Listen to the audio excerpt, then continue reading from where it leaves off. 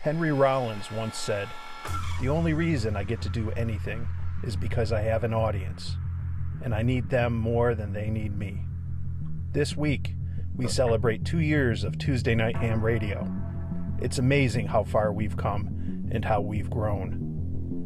And we owe it all to the Ham Radio Clubhouse and our viewers, like you. We've got a lot to be excited about and a lot to celebrate. We've added new creators. We've even expanded to more nights. And we hope you will join us for a live stream of our own. Celebrate with us this Friday, March 21st, the official 2-year anniversary of Tuesday Night Ham Radio. We'll do a happy hour live stream starting at 8 p.m. Eastern, and we wouldn't be able to do it without you. But first, we've got another great playlist of premieres, and it all leads up to the Ham Radio Clubhouse live stream. Thanks to all of you. Tuesday night is fun. Tuesday night rocks. Tuesday night is Ham Radio.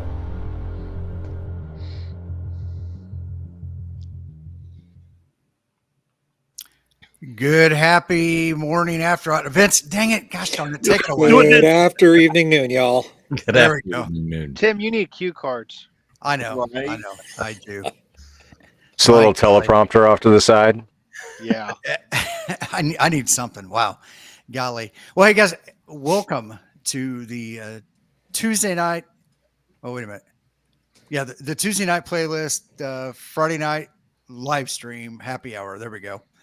But wanted to start off by thanking Mike for putting that video together, and I wanted to make sure we played it again. I'm not sure if everybody saw that Tuesday night in the beginning, if as people come and go before they see the live stream or the Ham Radio Clubhouse live stream. So wanted to make sure we played that and give props to Mike for putting that together. His video editing skills have definitely improved over the last couple of years, and Absolutely. I think that's a good thing. But wow, guys, 2 years we have been doing this, and also I do want to give a shout out. He couldn't be here tonight, but to Scout 75. And Mike, if you wanted to talk about that real quick.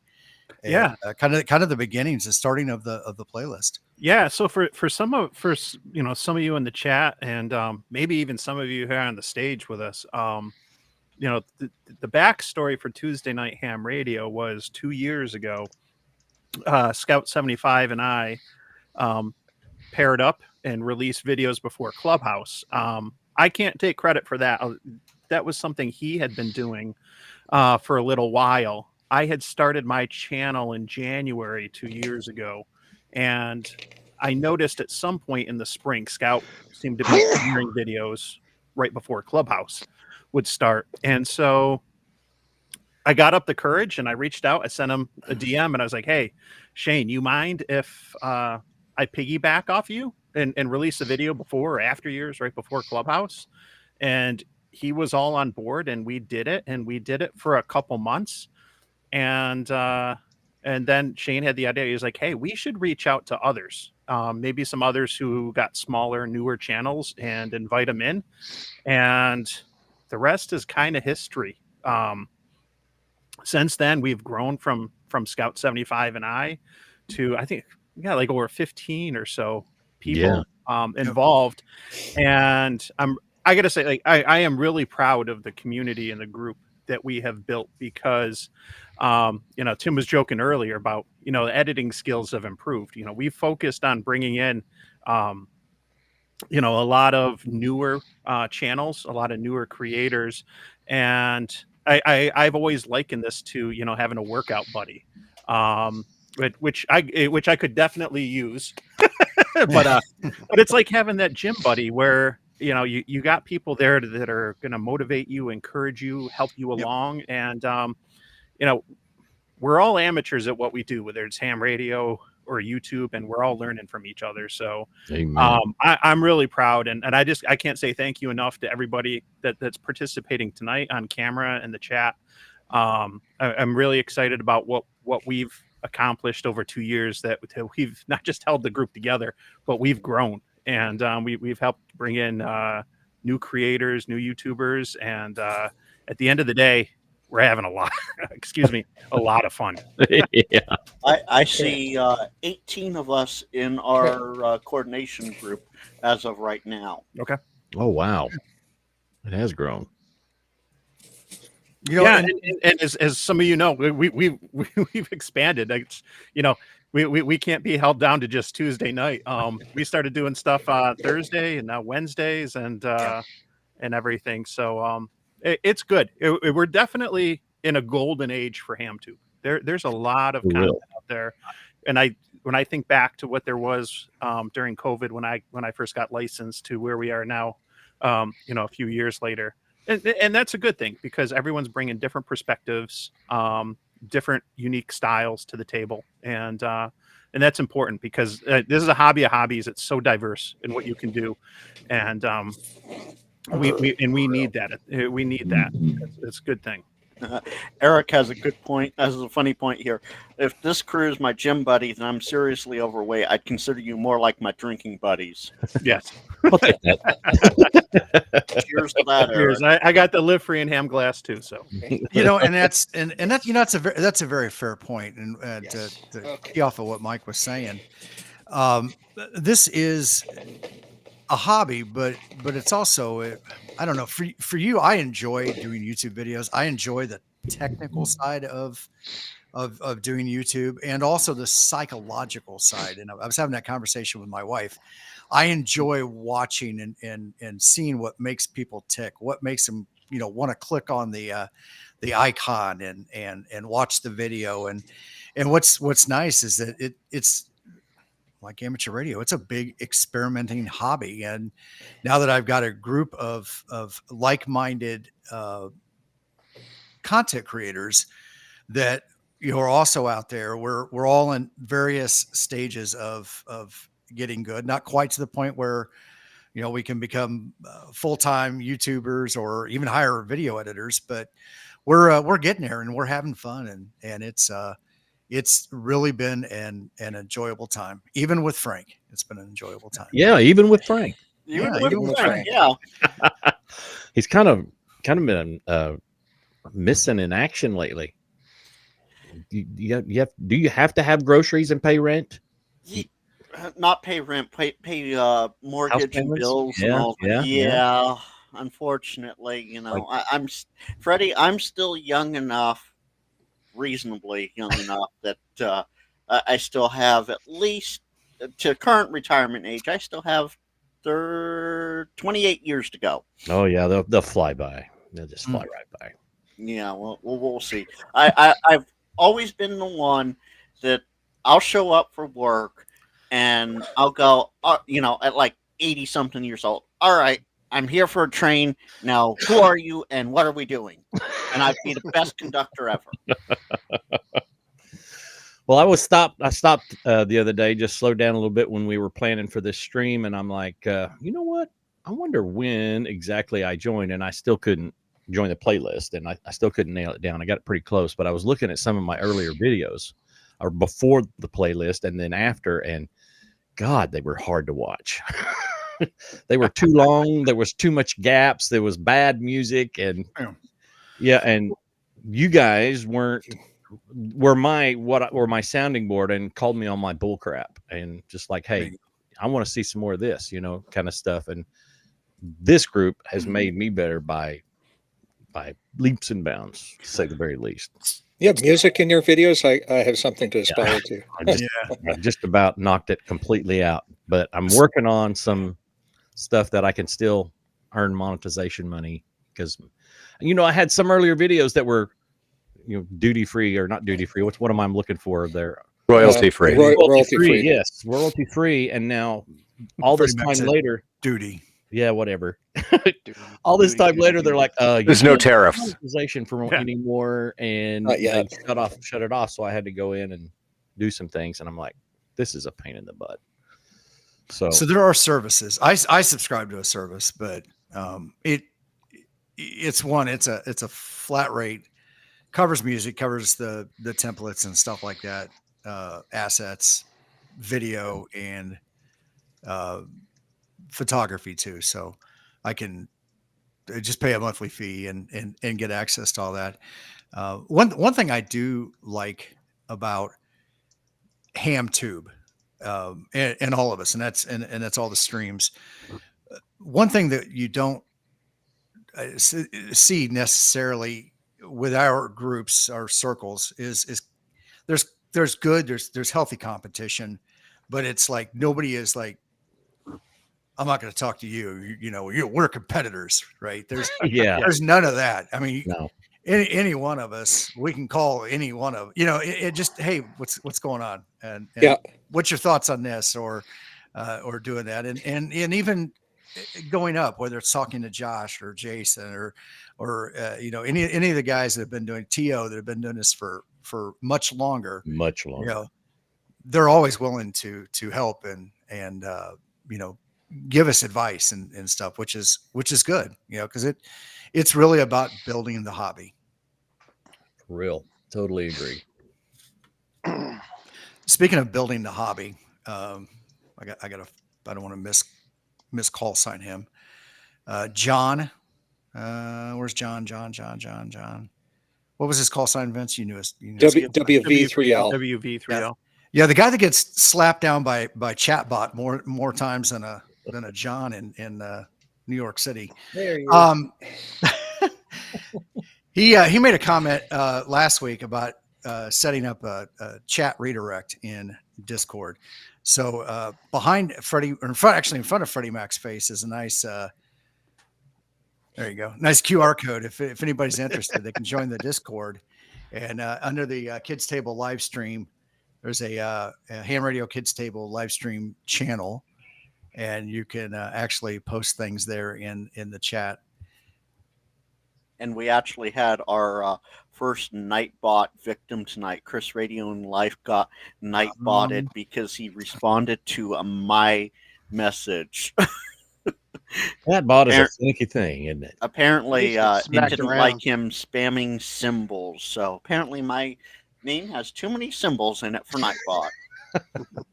Nightbot is killing ham radio. Yes, what I'm saying. So something's interesting. When I set up the Discord, I got a tool to help with some of the administration and everything. And one of them is basically create an AI bot to help out with that. And it asked me, create a backstory. So I came up with a backstory. Actually, I went to another AI to tell it to generate a backstory. We're going to test it. And I did it, right? So it will grow and respond and kind of get snarky and stuff like that. And I kind of wish Nightbot would do that. That would be interesting. That would be fun. Because but then I think everybody would be poking Nightbot all throughout the stream just to see how it's going to respond. That's assuming Nightbot doesn't silence everybody.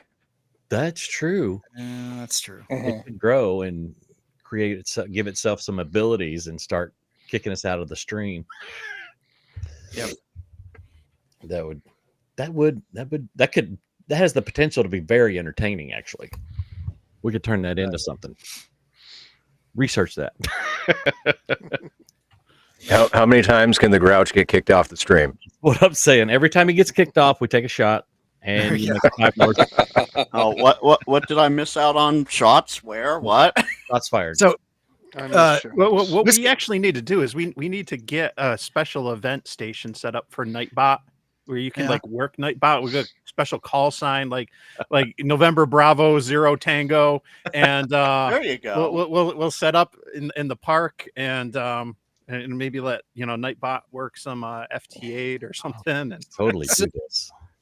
So Whiskey 2 Juliet Lima Delta said from AI to AI, then responded by an AI response.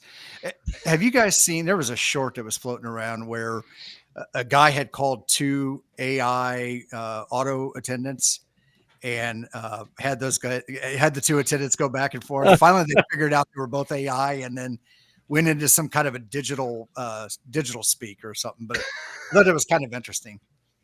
Yeah, there's opportunities there.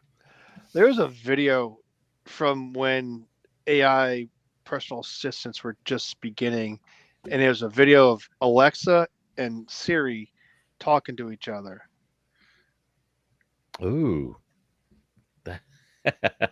That has a potential to be very entertaining, actually.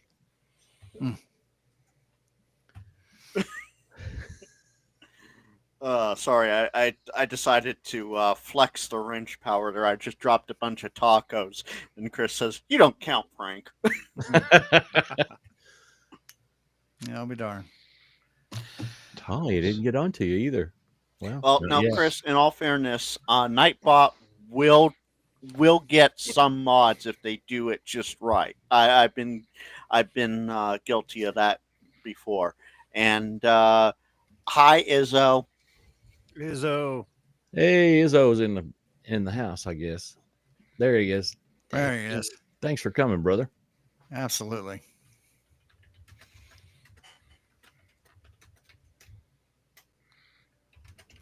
So, Yeah. And just like that, we ran out of shit to talk about. Well, I got something since we got Izzo in the chat. Last Tuesday, I drove down to Connecticut. I met up with him, and we activated the Bigelow Hollow State Park. And what a good time, man! Like we hung out, we activated the park, and then we went to lunch. And so Izzo, it was great. Izzo, we don't need to know what you're doing. TMI. Did Oh, boy. did Izzo bring the ketchup or the all-dressed potato chips? There was a bottle of ketchup on the table that we both used. Yeah. Bottle of ketchup on the table. There we go. Gotta have He was quite touched that I would take the time to send him some Canadian potato chips. I was just pleased I could find somebody on Amazon. Excuse me, somebody on Amazon that would ship to him. And it was worth every cent I paid for them to watch his reaction, especially with the all dressed. I have yet to try an all-dressed potato chip. What's that about? Oh, They're gross. God, they're so gross. It is barbecue and salt and vinegar and a few other flavors all rolled into one. Okay. barbecue fish and chips, huh? What it sounds Sure. like. Wow. Yeah, go with that. Got to try that. well, Chris. Somebody might need to go out and help Izzo there. Apparently, his legs have fallen asleep at the. Can't get up. Well, Paul has a good point. Just sit there and enjoy the show. That's right. Yeah. And Chris, let's see, where'd it go? The multiple chat thing is a little discombobulating. Yes, well, come over to the Ham Radio Kids table and be in that chat. Problem solved. That way, everybody will see everybody. Mm-hmm. That is one of the. Oh, sorry. Yeah, I was gonna say that's one of the downfalls of being able to do the multi-stream, and it'd be nice. And it's not like we're using Restream.io. StreamYard also does this, and they have the same issue. So hopefully they're working on that. So that would be nice to intertie those together. Yeah, See ya, indeed. Izzo. So, Vince, Yes. these look familiar? Dutch Crunch spicy ketchup. Yes, they Yeah. do. All right. I haven't touched them because I'm not a tomato fan, but we were talking about them. So Hey, hold on a second. Whoa. Solo. A solo. Yep. Go ahead. Crunch. What's the texture of said chips? So I went to the store before Mike and I met up on the Labor Day weekend in Niagara Falls, Ontario, and I found some uniquely Canadian treats for him. Smarties, I think a Kit Kat bar, and some chips, some Canadian flavored chips. So it's the least I could do, given he made the longer drive of the two of us. Wait a minute. Smarties and Kit Kats are Canadian? So Smarties are Canadian M&M's chocolates. They are not. What? They are not the rolls of candies that you guys call. That we call. So Smarties is a roll of candies that dissolves in your mouth. You usually see them out at Halloween time. Yeah. Right. That's the American Smarties. The Canadian Smarties are little chocolate candies with a candy coating on them, a colored coating on them. Kind of like Sixlets. I don't know what that is, but okay. They're Like tiny little M&Ms. And a Kit They're like a Kat little bar larger M&Ms, chocolate M&Ms. Yeah. came from Canada. Yeah. So So- I had to Google this to give Paul a good idea here. Tim, share my screen. Yes. Those are Oh. Smarties. Yeah. Those are the Halloween Wow. size boxes. Jody was handing those out at Now- Hamvention. He did. Yes. Now, Oh, the that's right. I interesting did get thing, some of those. the interesting thing about those is those are the American Smarties, and you know how I can tell is the red is bright red like Mike's shirt. In Canada, they don't use that same dye color because they don't allow it. Probably because it's cancerous. They just give it to those dumb Americans. The red ones Well- give you cancer. Yeah, who the heck knows? But I'm gonna get Oh, cancer. from Jody, the that's a good clubhouse idea. shirt. that's a good idea to bring down some Smarties. I'm going to Hamvention this year, so maybe I'll bring some of those down. Heck I'll yeah. have to see if I can find some. Are you going to get hung up at customs or at the border for like what trafficking? Would that be the I don't know. It might be the stickers I'm getting printed that get me hung up. Who knows? Just throw them over the fence and then run around to the gate. There you go. Too Yes. bad. It's like that. God, you know, speaking of throwing over the fence, there's that, and I can't remember where it is, but there's a town where the border basically runs right down the middle of the road, or it's either on one side of the road or the other, but it's just like a neighborhood. And so you got homes on one side there in Canada, homes on the other side that are in the U.S. And it's such a pain in the ass, I guess, to navigate your community because you have to go through. There's like a theater, possibly, or no, the library. I don't know. There's some building that's built right on the border. So it's literally one half the building is in the United States, the other half of the building is in Canada. And that would be seen that. the library and the opera house, Yes, that's the one. and it's in Vermont. And now we're going to have to put a hole in the side of the building from the Canadian side, so that people can enter from the Canadian side and the U.S. side, Oh, as boy. opposed to walking around the U.S. side. Bet you their taxes are murder. I bet you they are too. So Vince, I've forgotten who it is. I've gotten the name before, but B. Willen said Vince should try and smuggle in some beaver tails down to Dayton. I don't know that I have enough luggage for that. I'm afraid. Are you flying? Yes. Okay. Oh, Yeah, I was going to drive. It'd be about a 3.5 day drive each way, which I would enjoy doing. But I don't have that much vacation. oh no kidding. So No, but when as it you is, I'm say going to be down there for 5 nights. So when you say beaver tail, are you talking like an actual beaver tail or like the beaver tail on the backside of a gun? okay, so there are many funny answers that I could say to this, and some of them aren't They're just safe ruining for family streams. But I'm going to let Frank answer this question. We'll use the word peeler as a substitute for you, Vince. No, Vince, I'm familiar with beaver tails, but not that familiar. You're the true Canadian here, so you get to take it. Represent. All right. So I have never had a beaver tail that I'm about to describe. And so as I understand it, it is a big piece of dough that's big and flat, roughly the shape of a beaver tail, and it's deep fried. And you douse it in sugar, powdered sugar, and maybe some cinnamon. That's Eat it called hot. fried dough. Yeah. Sure. I think we Fried call them elephant ears. Fry bread, elephant ears, Yeah. up in these parts, bannock, Indian fry bread is what We're it's getting locally close known to as. Indian tacos for Oklahoma. To- There's totally. no sugar on them, but there's total taco meat and lettuce and Yeah. cilantro and what have you. No, they call that a chalupa at Taco Bell. Well, there's brown beans in there. Drop the chalupa. Drop the chalupa. I remember that commercial. Freddie does too. Oh, I forgot about that. Yeah, too much of my life watching the commercials and missing the shows. So All right, so who else is going to Hamvention? I'm going. Oh yeah, I'm going. Frank's not going. I'll be Oh there. man, I Got tell you three guys in the middle row not saying anything. I'm not going. I wish I could. I'll be there. Paul, All right. you going? Well, so I was supposed to be in Florida, but things have changed. So in theory, if I had a place to park the RV, I could go. Mhm. But I mean, it's kind of late now to like figure that out. I feel like I'm just not going to be able to find a place. Like what kind of a place? A place for your RV? Like a state park. Yeah. Oh, Yeah, state okay. park or something nearby. Lake Cowan State Park, south of Dayton, about 40 minutes. I was going to stay there last year, but I was fortunate enough to get really lucky, and somebody wasn't going to make it, and I actually got to park my little travel trailer on site. That'll never happen for another 3 years probably. Yeah. But I actually had booked that place. Lou from Hiking and Hammond, he camped there. Him and Pink tent camped there, but I had an RV spot, and I was able to get it late.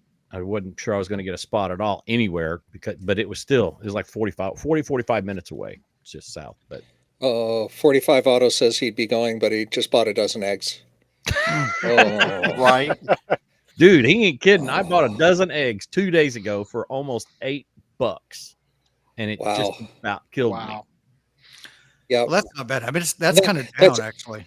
That's $8 US too. Exactly. I mean, that's like about 14 Canadian. That's over $1 an egg. That's brutal. We're here in town, and we have 2 hens that lay eggs, and those they're working girls OT. are going on strike half the time because it's one day we get 1 egg, another day we won't get any eggs, and the third day we get 2 eggs. I'm like, come on now, you got to work on this. Freddie, I was gonna ask you, how does it feel not being ripped off that badly? For eggs? Yeah. $8 for a dozen is like a sale. Well, I thought it was dude, $2. around here, normally it's like $2 and some change. Yeah, okay, fair enough. I haven't seen $2 and change for a dozen eggs in years, but we're currently sitting at $13.99 for a dozen. God in heaven. Well, But you have to remember where I live too. So yeah, California is like taxes Jesus. the heck out of everyone. They kill you. Like New Jersey. I got kinfolk out there, and I pray for them every day. Just come on. I can't wait to leave. Oh man. Prepam Paul said he spent $8.50 today on his eggs. Oh no. As long as the price of egg insulators for the end of wires don't go up, we'll be okay, right? Right. Exactly. Exactly. So I don't understand the egg thing because somebody said they're almost up in New York City. They're almost up to California prices. Well, they found a way to upcharge them for some stupid reason. I'm assuming price of fuel. I don't know. But so And I they're mean, probably that going to makes pay sense. extra to bring them into New York City, just New to York, drive into Massachusetts, California, right? Yeah, that would make sense. New York and California have almost always been on par as far as prices go, and it's been absolutely ridiculous. Yeah. And Eric, don't even get me. I see you there in the chat. Don't even get me started on Hawaii prices. We already know it's tenfold more expensive because you got to ship it over. We already know that. What? It's not like they don't have stupid frickin' chickens on that one island, though. Don't those things lay eggs? I heard they got chickens over on that island. There's one island. What is it? My friend was there, and he comes back with a shirt. Stupid frickin' chickens, because the chickens are wild everywhere. Like, don't you get eggs from wild chickens? I don't know. I'm a city kid. I don't know why you wouldn't. I'm sorry. There's such a thing as a wild chicken? Oh yeah. As opposed to Not as that's kept in a coop. Wild chicken. No. Tim, I upset Mark. What'd you do? Let's highlight that one. He tagged me and said, maybe you can find other things that come out the south end of a northern pointing animal to eat, Frank. Yeah. Well. Mark, I love California for the nature and the beauty. The prices of everything, on the other hand, forget it. Let me get out of here, please. Yeah, don't tick off Mr. Boondock Echo. Oh, no, Mark and I are cool. Did somebody say Boondock Echo? Boondock Echo? Echo. Yeah. Well, no, it's the new Boondock now. It's not Boondock Echo, it's Boondock. Boondock. Mm-hmm. Boondock. Frank, how much is the gas out there? It's expensive. I filled up for $5 something a gallon the other day. Jesus. It's $2.45 here, I think. Yeah, don't. And I still dream of 79 cents a gallon from all those. $2.99 here in Delaware for the regular, and I know Pennsylvania is like 40 cents more because they raised the state tax on it a few years ago. I don't know what Jersey is though. My average spread is, just doing math on stream real quick. I'm paying about $4.58 a gallon per trip. Yeah. Oh wow. So yeah. And you got to also remember gas stations along highways and at the ramps and in like In cities. small they're towns. In some small towns, they're going to be more pricier than like in your local neighborhood, depending on where you live. Yeah. That's true. So Paul, because you did this on a paired channel, I can't. Well, only Tim can bring it up. But what is the logo, Frank? You holding out on another channel? No, Paul, I'm not. That is my new logo that my graphics designer made. Hold on. There you go. Yeah, that's better. It's covering your face now. Yeah. I did that on purpose. Perfect. You just went up by 30 subs, man. Gosh, Right? yeah. The viewer From count now shot on, up. that's how I stream. No. But yeah, that's my new logo. Yeah, the viewer count shot up by 10. Now it's gonna go right back down. Yep. There it goes. Oh, that's good stuff. And to answer your question, Paul, there are wild chickens in Oklahoma. We call them prairie chickens. They're not as thick as they are up in Kansas. And They got to get their own food. They don't have enough meat on their bones to be hunted as much as they used to either. Freddie, we lost your beautiful face altogether. Yeah, we can hear you, but we don't see you. Listen to you guys in those Elgato devices. I don't know. I tell you what, and I have a Sony and- camera. It's a Sony. You and But, Jason. my capture card just wants to take a break sometimes, and it just goes away. Yeah. Come back. I have to power cycle the camera to make it come back. I could be Mr. X. There You I need am. to smack that camera. Well, you do that, Paul. No, I haven't gotten a chance to update the logo across all platforms yet.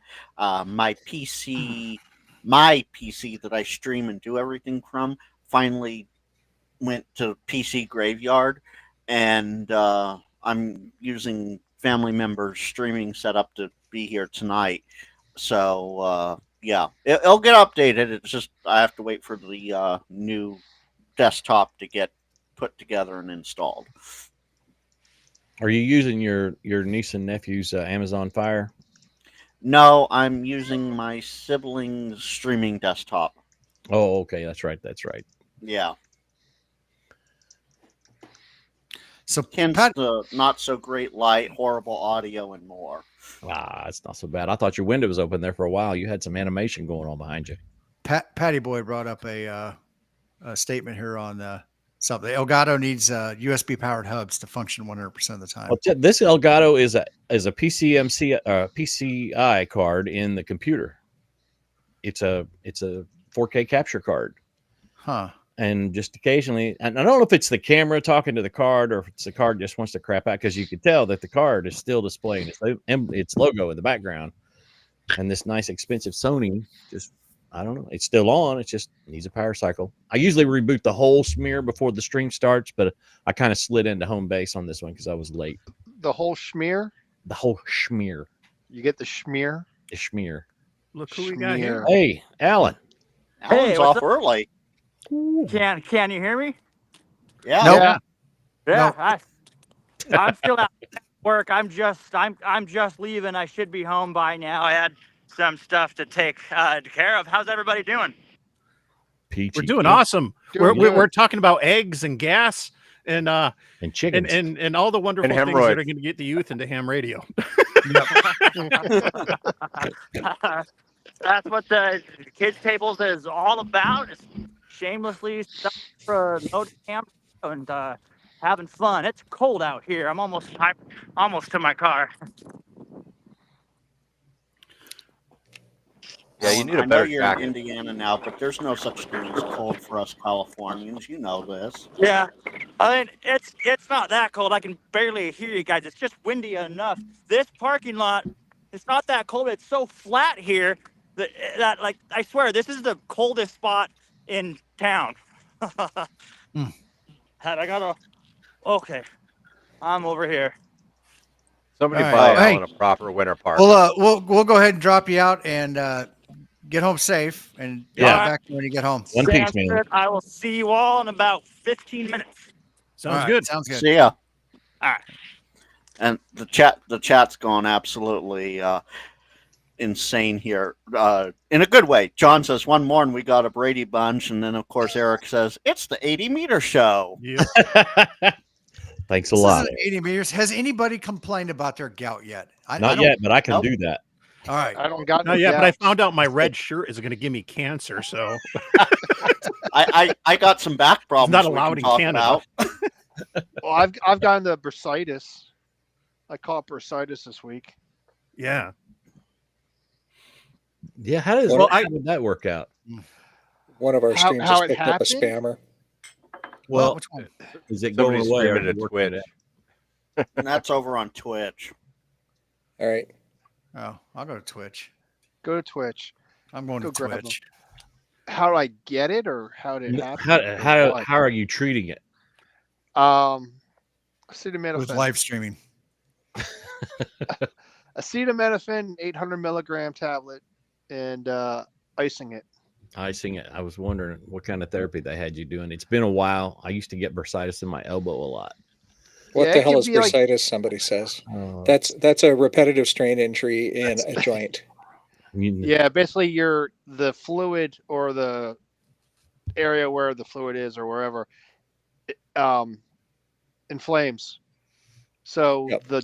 your joint, wherever it is, your knee, your elbow, your shoulder, it gets really, really warm. And it's like, I described it as someone sticking a screwdriver through my kneecap. Yeah, there's a lot of 'Cause pain involved. it's an internal. You're not going to feel it on the outside. It's like an internal in the joint, and you feel it, and you're like, it's painful as all heck. Probably not as painful as a kidney stone, but that could vary depending on size and everything. But Take two live streams and call in the morning. Yes, ladies and gentlemen, just like that. Welcome to 75 meters. Yeah. Please tip your waitresses. Yes. Well, I got a question. I'd be curious. Drew. 'Cause I don't think I've heard anyone here chime in, and I don't know how much this would impact Vince. But I'm curious kind of what people's reactions are to the FCC's delete, and maybe the ARL's response, and if they have issues that they're concerned about, or if anyone here is thinking about commenting. And I'm going to start. Yes. I'm going to start. Yeah, So please do. I've been a member of the league for a long time. Of course, I've had my call in the States for over 10 years, and I am heavily disappointed that the league took 8 days to issue a statement to say we're working on it. Yep. Hell, you could have done that on the first friggin' day. Yeah. I am mad. Very important to us. Yeah. Yeah, I think So, they should have total said something stall. on the first day, or the day after at least. But I think a lot of people are just losing their minds over it, saying like, "Oh, they're going to like take away licensing. They should take away licensing. We should just do it for free. We should just like." It's like, you guys, the sky's not freaking falling. Calm down. Just be patient. Relax. Wait to see what actually happens. What they're going to talk about. They said such a broad statement to begin with the whole thing, and everyone's like guessing. Yep. It's like guessing at what that's- the next 3 iPhones are going to be. It's like, why speculate? You're going to be completely wrong. If in the world of move fast and break things, you try to seek a little bit of input from people and get ideas. And so the comments will say what the ideas are that are going to cause the most amount of pain. And if that's their game, well, then they've got a game plan. I've seen these kind of moves happen before. In an off-roading community, please show us the trails you use a lot so that we can protect them. 1 year later, they're all closed. So, it's a way it's way up there, right? Anyway, just like I'm fit to be tied mad that the league took that long, and I am really, frankly, worried that it could turn into a dumpster fire for all of you guys. And I'm your neighbor, So it's going to bleed over onto my side because there's no firewall at the 49th parallel that prevents RF from coming across. Exactly. Despite any attempts to build a wall. And I say that with a bit of a smile on my face. So I just hope all that crap doesn't happen. So and both I feel for Paul you. and Jody have good points here. Prep Him Paul says ARRL has been too busy figuring out their next increase in membership costs. Yeah. And All right. Jody said, funny, Vince is the first to weigh in on the FCC issue. He'll be the most vocal foreigner requesting changes. Yep. And so my question to everybody watching this stream tonight and to everybody on the stream, have you submitted your comments yet? Absolutely. I don't need an answer to that, but it's incumbent upon us to do that. So- Anyway, thank you for letting me get on my soapbox. I'll apologize now being a Canadian and turn it over to somebody else. So I guess the question is what they've really, it just says delete, right? So they really haven't asked for a comment on anything specific, have they? Nope. Not yet. See, They that's want the to. Oh, problem. it's coming.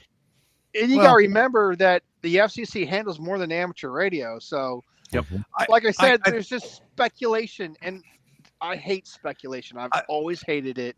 I've made fun of people speculating stuff, and I think people need to just relax, calm down, and look more into what actually might happen. Well, not what might happen, but how do I say it? Not freak out about just saying that anything's going to happen, that everything's going to happen. Oh, we're going to lose our licenses. Oh, we're going to take away and sell our frequencies. I mean, you're just pulling that out of your rear ends, people. So I'm going to say this. A lot of people, I think, thinks the FCC's world revolves around us, and it doesn't. We are just a small fish in a big pond. Yep. And it's really it's about broadcast frequencies. It's about large bands of spectrum for cellular communications and stuff like that. There is a lot of regulation in there because they just make up rules all the flipping time to justify their existence. Amateur radio, and I said this the other night on the kids' table, amateur radio is probably mostly deregulated. They truly give us a framework to operate in and go do it. We are the least regulated of all the services, except for maybe CB, of them. We don't have a channelized service. Here's a band of frequencies. Here's some modes that you can operate in. Go have fun, right? Here are some guidelines that you have to stay within. And going back to like the mission of the kids table, we're an experimenter's hobby, right? So we have a lot of people that have come into the hobby that are users. They're and I don't want to say that in a bad way, but they're an appliance operator. And so it's a prepackaged built radio for them, ready to go. They plug in an antenna, put on power, pick up the microphone, and they go. And they're doing the activity, but they don't understand the engineering behind it. The hobby is built around the engineering primarily. And I think from that standpoint, like I said, we're not very regulated. At best, you have to study. And I'm sorry, I don't want to hear the complaining. You have to sit your ass down and memorize some tests or questions and go take a 35 question exam. Do the You're work. not going to know anything about radio when you're done with that. That is to show that you've got the time. You can put in the time and the aptitude to learn how to do it. At the end of the day, you have a man. Am I getting on? Is this an Izzo rant or is this a Molson rant? Yes, it's a Tim rant. It's all good. It's not, and I'm not trying to rant, but I think a lot of it is that, you know, we're so wrapped up on that thing. What could they deregulate in amateur radio that is actually going to be beneficial to us? I mean, because you have to have the guardrails and the whole history of our license to begin with was because they had to put guardrails around experimenters interfering with commercial and military traffic in the early 1900s. Yeah. That's the whole history of our license. They pushed us off into some bands. We use them now, but they pushed us into an area so we wouldn't interfere with those guys. And that's our HF space right now. Well, I think Mike has something important. This is. I want to touch on this. Is a little bit separate from the delete, but this underscores Vince's point earlier about the delay in action from the league. And it's something that, unless you are really in tune with some of the things, and I've been following some of this stuff because of what's going on with 900 megahertz. But the FCC, the new head of the FCC, put on the FCC's blog post about needing to explore alternatives to GPS PNT. Now, this is what the NextNav petition is all about, to carve up the 900 megahertz spectrum. What NextNav, the company that asked for a portion of the 33 centimeter band, is trying to do is PNT, and which is position, navigation, and timing. And so, my concern overall has always been, and that's why I always say leave no band behind, because if you don't use it, you're going to lose it. Yep. But more so, I'm not saying that they're telegraphing what their next move is going to be with the petition and stuff like that. But when you see something on the FCC website, it kind of echoes one of the major things before them with respect to amateur radio, because there's two major things in my mind that they're looking at now. It's the petition to carve up the 900 megahertz band, and then it's proposed changes to the 60 meter band as well. And we've lost band space before. We lost part of 1.25 meters that went commercial and never ended up getting used. So we lost almost like half of the 1.25 meter band and whatnot. So, the fact that there hasn't been really much of anything from there, and it kind of goes back to, I always, quick to point out on live streams and chats that, I'm not an engineer, I'm not an IT, I'm a lobbyist. But when I see like that kind of in action, where they're not quick to respond or at least inform their membership body about what's going on and some stuff like that, to me that's a little bit concerning. And there's not a lot that's on the website that's available about some of the things that they're doing with respect to their advocacy efforts. I know that they did submit comments and stuff when NextNav had the petition for 900 megahertz and stuff, but it's certainly I've seen a lot of the comments out there about, is the league using money, effectively enough or not? And that's one issue. And I kind of look at things a little bit different with what my job is when it comes to lobbying and government relations. And I'm like, oh man, why isn't some of these things being talked about sooner? Whether it's the delete or the move towards wanting to make PNT a priority. So, because these are all things that impact our hobby. So I will get off my soapbox right now, but I did want to push I want to touch on that Mike talked about here. I still had headphones on while I was away picking up packages. 900, it's going to get taken away, unfortunately. That's the nails in the coffin. It's done. I don't foresee it not happening. I only know this because on the railroad, we use 900 for telemetry data and whatnot. And we just recently had to revamp all of that and get it all up to FCC specs. It took us 6 or 7 years to get it all done. And we just got it all done. And they're trying to move everything around on 900. As far as the 220 goes, yes, some of it went to UPS, but a lot of it went to the railroads because we use it for remote control of locomotives inside yards. So I'm on the fence about 220. I love it as a ham, but then as a railroader, I love having the ability to remote control a locomotive when I need to. Yep.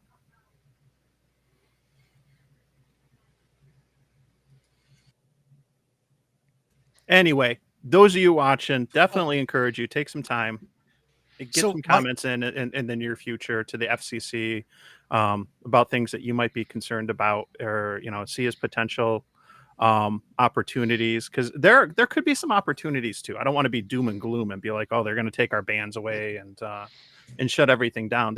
There's opportunities to maybe say, hey, allow people to operate voice in any part of the band. not just the top half, or maybe get rid of the fees for, or get rid of the license for GMRS, or there's a whole host of opportunities potentially to explore. So it's not necessarily a bad thing. Or open up 60 meters a little bit more, so it's easier for people to get on there. So why is that? Does anybody know why we only have 5 channels on 60? And that is the only channelized portion of our entire spectrum. Yeah, that band. My understanding is that band is commonly used by government and military and whatnot. I'm not sure exactly why it's channelized. What they're looking to do is give us a slice of spectrum. It's still small, but it would encompass I think 2 or 3 of the channels that we have. However, the concern is that they would want that slice of the spectrum to be lower power potentially. And it's not 10 watts. I feel like it's like 7 or 8 watts or something that would be allowed there, but you'd be able to spin the dial. It wouldn't be channelized. But how it ended up the way it was is I'm not sure, because we don't overlap with 60 meters with a lot of other countries. There's some overlap with 1 or 2 of the channels, I think. But I'm not sure how it ended up where it did. So now Jody has a good question here that I don't know who would be the right person. He asked who at the ARRL would be a suitable person to ask for the ARRL side of the story on the perceived delay of getting the announcement out. I would say put it to anybody that's in the higher ups. I'd start at the top myself. Yeah, I'd see who at least I saw the article, but I don't remember any names being associated with it. So right now, everybody, them, if possible, everybody go to X, go to your social media, tag at ARRL and ask them, why did it take you guys so long to respond? 8 days. Gee whiz. I mean, God created everything in 7. Actually 6, took a day off. So come on, ARRL. And how many videos were made about that initial announcement, and how much speculative comments and theories that have been pulled out of thin air have been created from it. Again, it's going back to the speculation. It's like, I've always hated it, even with technology. It started with technology when people were trying to guess what the next big thing was. Oh yes, next time they're coming out with a freaking iPhone Nano. So I started trolling people, photoshopping an iPhone right next to a quarter the same size. So I'm like, there's your Nano iPhone, dumbasses. Right? It's the speculation that gets me, where they come up with wild theories that will happen when this thing might go through. And I'm like, you really should stop stressing yourself out and other people and just wait till there's an official announcement. Did everybody get Jeff's grocery list when he had it up on a screen? Oh, I want to see that list. But there's a lot of tacos on there. 3 pints, Ben and Jerry's. Actually, it's easier for me to use a pen and paper. My list is on the refrigerator downstairs. So. So Eric has it right. ARRL is slow with everything. Eric, why aren't you here in the studio? Come on in. You know where the link is. Yeah, that's true. Well, I think the thing with someone mentioned it. Chris mentioned it in the main chat that look how long they took to respond to the hack thing last year. But I can kind of understand why it took a little bit longer, due to the sensitivity of the investigation of what might have been not leaked out, but hacked or captured. And they need to clarify exactly what happened. They just can't give you a story saying, "Oh, we're sorry, but all your questions we have no answers for yet." So what they do is, what companies do is, they do their investigation, and when they collect all the information and get all of the evidence and what they know about what happened, all the facts, then they could say, this is what happened. But yes, I think they did still take a little bit too long to provide really a lot of information that they could have provided probably at least a week or two after the event.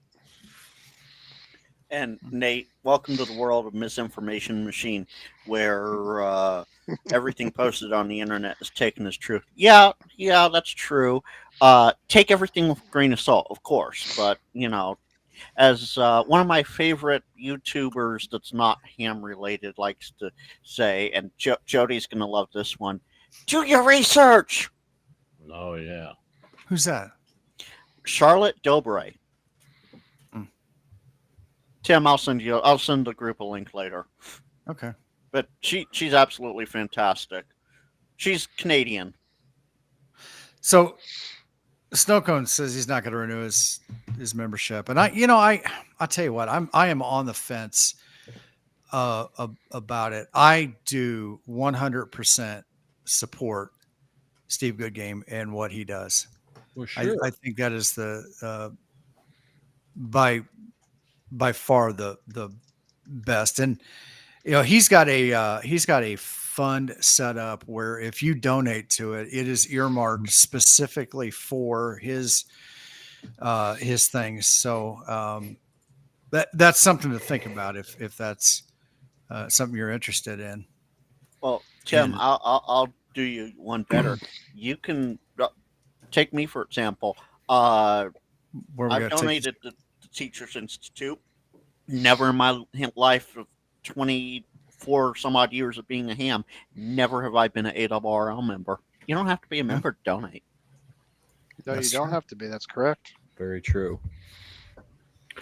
Yeah, I'm renewed for till January or something. I'll still continue on, but it's important to speak up. If there's things that you're frustrated, unhappy about, or are meaningful and priorities for you, and I value what I see value in government relations and the advocacy work that they do to try to protect the spectrum and try to advocate for hams. But as of late, I'm not thrilled with that what they've actually been doing or not doing. So, yeah, I'll leave it at that. So Jody has it. You got it, Frank. Statements not backed by research carry as much weight as a green bean fart. Even if your research supports facts that disagree with mine, at least you have a peg to stand on. Exactly. Yep. Now Jody Elgato got you again, Freddie. Yeah, Jody sent me, my problem. something. I'll try to share this here real quick. Let's see if I can. All right. And John, come on, no, don't do all caps. That's easy. Yes, one more for the Brady Bunch, absolutely. So, and Nightbot. So here's what Jody sent me. This addresses the 60 meters. So it's kind of like, why do we have channels instead? And so the NTIA, which administers spectrum regulated by federal government, raised 11th hour opposition to the league's request and the FCC's proposal that would have given amateurs a 150 kilohertz wide band at 5 megahertz. And the NTIA's opposition, expressed after the period for comments already had expired, cited ongoing spectrum requirements of the federal government, licensees having homeland security responsibilities following some give and take between the FCC and the NTIA. The latter agency reviewed its assignments in the vicinity of 5 megahertz and found 5 lightly used channels it felt it could share. So, contrary to speculation elsewhere, the channels are no harbinger of a new trend in amateur radio allocations in general. This is just a special case. So, thank you, Jody, for sharing that. Yeah. What year was 60 meters added to our privileges? That's a good question. I'm not sure. I know it's within the last 20. I was saying the last generation. It's like the last 20 years or so. Yeah. Because I do know I think last year the FCC had some proposal or request for comments about changing 60 meters to like that 150 kilohertz area again. Mm-hmm. Yep. and that fell through. But they raised the baud rate or something on some digital data mode or something. So Jody has it July 3rd, 2003. Cool. Thank you, Jody. Appreciate it. Yep.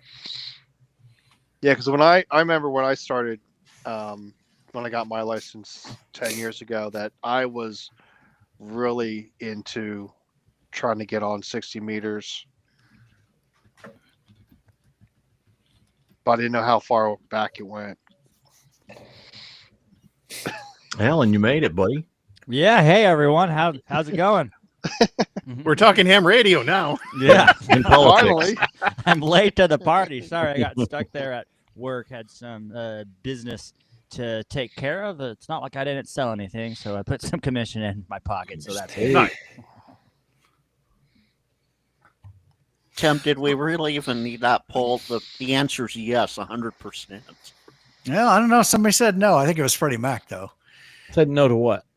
Should Freddie Mac get a Mac for live streaming?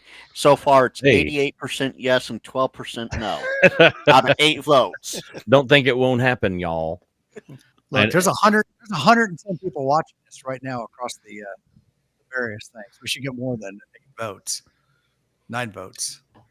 Yeah, So John's it's on asking the main chat. John's asking in the chat about 60 meters. Is something special about it? Yeah, it's kind of like they equate 1.25 meters or 220. 220, they say it's got some of the nice characteristics of 2 meters, but also of 70 centimeters. And I think that's what you see in the 5 megahertz spectrum is you got some of, and especially I know for me in the Northeast, bands like 40 meters are just money bands. They work pretty much any time of day, any time of the solar cycle. They're going to be reliable, and I'm going to assume that at the end of the day, what it comes down to with 60 meters is going to be propagation, being extremely reliable, good for invis, good for regional communications. Extremely reliable during different parts of the solar cycle, different times of the day, and whatnot. So that's my guess. I've done a little bit on 60. I haven't done as much as I should probably, but I've had good luck, and it's like a sandwich between the two. It's very similar to both 60 or 40 and 80. Totally. So allegedly, right? Allegedly.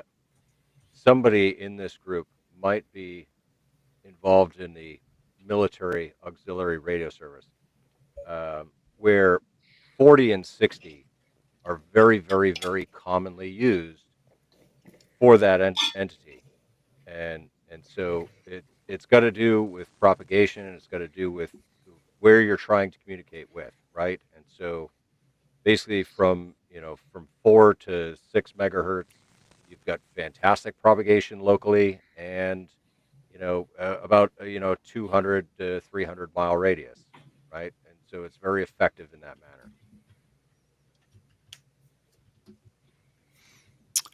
So, but no, well, okay, yeah, never mind. Has anybody actually used voice on 60, or is it just FTA? Oh, yeah. All the time. Yeah. Yep. Okay. FT8, All the time. I've always had a problem trying to get FT8 to work on 60 meters. And I was on 60 meters before FT8 came around. Before, Joe Taylor created that mode for JT65. Well, yeah, I did JT65, JT9 or whatever it was. But FT8 didn't come out till like after I was licensed, and it was a few years after. So I was getting on 60 meters, just voice. Yep. I've done some FT8 on it. I've done voice. And I think I mentioned this before, Paul, when we were on one of the live streams and Cody came on. My first 60 meter contact was a park to park with Cody, who you know. And I was out for a late shift, so I had an 80 meter end-fed half wave up. And it was the first time I used emergency mode on the 7300 because I saw somebody spotted in a park on 60 meters. I'm like, oh, I gotta try to see if I can work him. So I put the tuner in emergency mode. It tuned up the 80 meter end fed on 60 meters, and got the park to park. And then come to find out after I think Cody said he had his wire just on the ground. Like the antenna was not even in the air. He's outside of Fort Drum in New York. And I'm down, in Western New York. We're not far. It's totally, regional invis propagation, but he literally just had his antenna on the ground. And we made it work. Very proud of that antenna, by the Yes. way. I would be. Yeah, it's just a big, huge loop on the ground. That's awesome. That's interesting. Speaking of oddball contacts, today I was out at the park, and I have been for the last year have been chasing Hawaii. I've worked Hawaii from home on FT8 and stuff like that, and digital. It's never been but from here in Central Indiana, Hawaii is it's a rarity. It's exotic here in Central Indiana, and every day there's one or two guys that are activating parks there in Hawaii. And so every guy, I get it on my ham alert. I come, I fire up the radio, and I just hoping that I'll get something. Well, today I'm actually in a park with the 891, with the ATOS on the Bronco. I'm on 10 meters already because I'm just playing around, making a couple contacts. It pops up, and I'm like, you know what? Let's just go check it. Let's just go. I could hear him. And I go, I got excited. I fine-tuned that SWR in there, and I threw out my call a couple times, and then he came back to me. He heard me. I'm like, heck yes. Nice. So yeah. So I finally got, so that I'd gotten worked all states for POTA as a hunter, but then, they give you a DC as a wild card. So that has been my what's that word I'm looking for? The thing I've been chasing after. It's that thing I've been chasing after for a while. Yeah, I'm the same way. Now, if he just confirms. Yeah, I think the DC wild card is kind of lame. I'll take it. They gave it to me, so whatever. But every time someone has contacted me from Hawaii, it's always been just a hunter. Not that I love getting those contacts, because I'm like, cool, I got Hawaii. Someone from Hawaii heard me, and I was able to hear them. That's awesome. But it's never been a park to park. So I think I might have removed the Hawaii out of my ham alert. Yeah. Forgot the name for a second. But I gotta check it after this and see if it's still in there. It should be, but I can't recall seeing anyone from Hawaii activating a park recently. So I really should probably make sure that's in there, because I really want to get Hawaii and get actually all 50 states without DC. Then I'll be happy. But yeah. So, Tim, I want to address something in chat, and it's been a minute or two. I've just been letting things go as I've been doing stuff in the background. Oh boy, is this going to be a Frank rant? It might be. All right, Matt, I am Matt on the dump. and Eric. Mac is wonderful. As Vince said, you can upgrade stuff. What I do when I get a brand new Mac, every time I get one, last one I got was 2011. Every time I get it, I get everything up to the top end specs that you can possibly get default from Apple. You then go in and you remove the parts that you don't want and put in the new parts that you do want. It is highly customizable, and for a lot of things, it is 10 times better than Windblows. For example, live streaming, photo editing, video editing, worksheet, Microsoft Excel, whatever, that sort of stuff, as well as other office things. Mac is 100 times better than Windows. Prime example, I'm not on my streaming computer. My streaming computer, which was a Windows machine, finally kicked the bucket and went to PC hell, PC heaven, whatever. And it's because the P1 power adapter went bad. My Mac, it's been running since 2011 nonstop. It finally, after some smoke and water damage from a house fire years ago, it finally is on its last legs. Nearly 15 years later. No. will last Mac a long is time. Mac is 10 times better. And I work with Linux, I work with Windows, I work with Mac. I will take a Mac any damn day of the week, no problem. So don't tell me you can't upgrade it, because you can upgrade stuff, no problem. You can customize it, no problem. And Windows just doesn't do it for photographers. Jody, you're in the chat. Photographers and videographers, 99% of what they use are Macs. All right. Simple as that. So up in that new poll up in the chat there, Team Mac, Yeah. Team Windows, or Team Linux? I'd like to see a lot of responses to that to see where people are at. I'll Team agree Mac. with Frank on that. I've had a Mac, and the only reason why I would get a new one, which I already done before, and I'm about to do it again, is because I can no longer upgrade the operating system.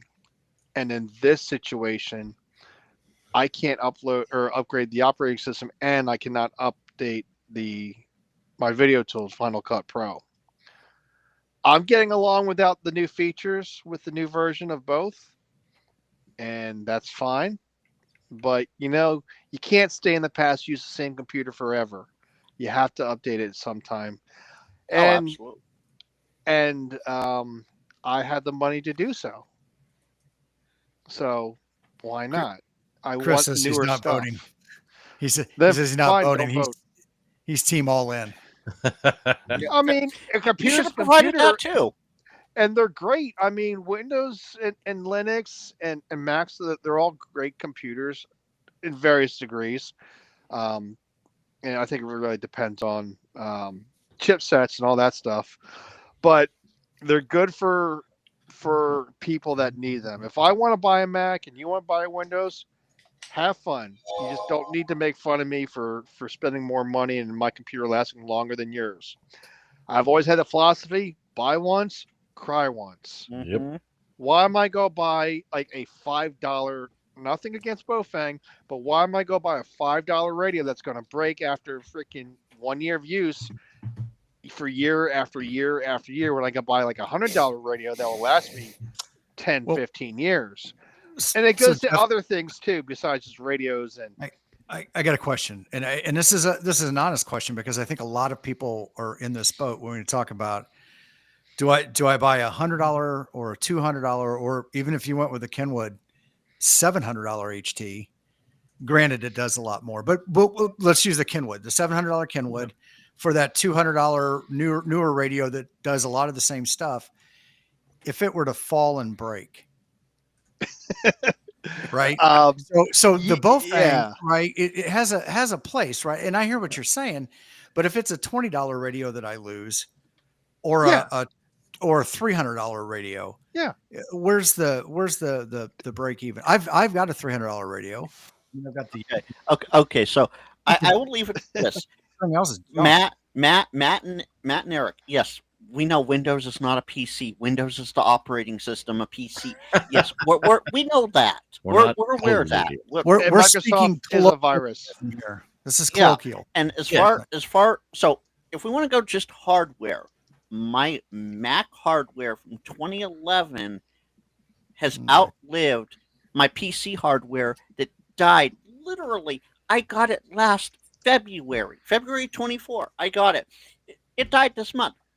Granted, I can go in there, just like on the Mac, I can go in there and I can replace the P1 power connector, which I'm going to have to do on the motherboard. I'm just going to swap it out, put a new one in, and you will see the soldering job for that, maybe. So, but soldering's better. We've seen you job, so clean your. Well, kit. I think we're triggering Eric here. Yeah. Eric's getting a little triggered. I've triggered Eric and Matt, so we might have to tamp the conversation down. He wants us all to get along. So I wanted to shift anyway. Someone here in the chat moved away too quickly. Vince, Andy N0APX is asking, when do we see Herboda results? We will see her Herboda results when they are compiled. That is the best answer I can give you. I am trusting that her Herboda results will be out in time for our field day episode later this year. That's what I know. And Well, Chris there we go. Bricker, who is the Apple of the radio world, Motorola was. They are no longer. It is now Kenwood commercial gear. So there you go. I don't know about that, but I want to talk about what Tim said. With the radios, I mean, I think it really depends on multiple things, like your level in the hobby. Like, are you a brand new ham? Have you been in? Yeah. Have you been licensed for 10 years? What level of license are you using? How often do you use like the repeaters in your area, or even simplex, VHF, UHF, or whatever? And your budget. I mean, some people, but I've never said anything bad about Bofangs. Yes, they're cheap. I just never had one.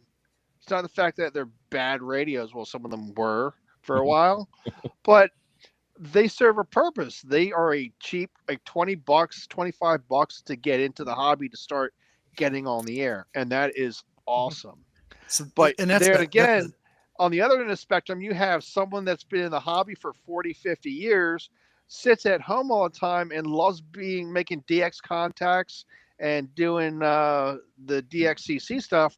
They're going to spend $5,000-$6,000 on a high-end radio to do that. Like whatever, the Yaesu FT 5000, 1000, the ICOM 70, 610, the new 7760 or 10, 60. whatever it is. 7760. Or the large, I can't remember the name or the model number of the older Kenwood that was huge. That was in that same kind of area. I mean, if you have $5,000 to $10,000, whatever those radios were, to spend, that's awesome. And if that's what you want to do, and that's going to make you happy, that's awesome. It's like the same thing I said about POTA. Do it any way you want to, and whatever makes you happy. And if you want to get a $5 radio or a $20 radio, I mean, that's awesome. If that makes you happy and it gets you on the air and get you excited about it, maybe when a few years later, you get a good job and you make more money, you could buy like $100, $150, $200 radio at the next level.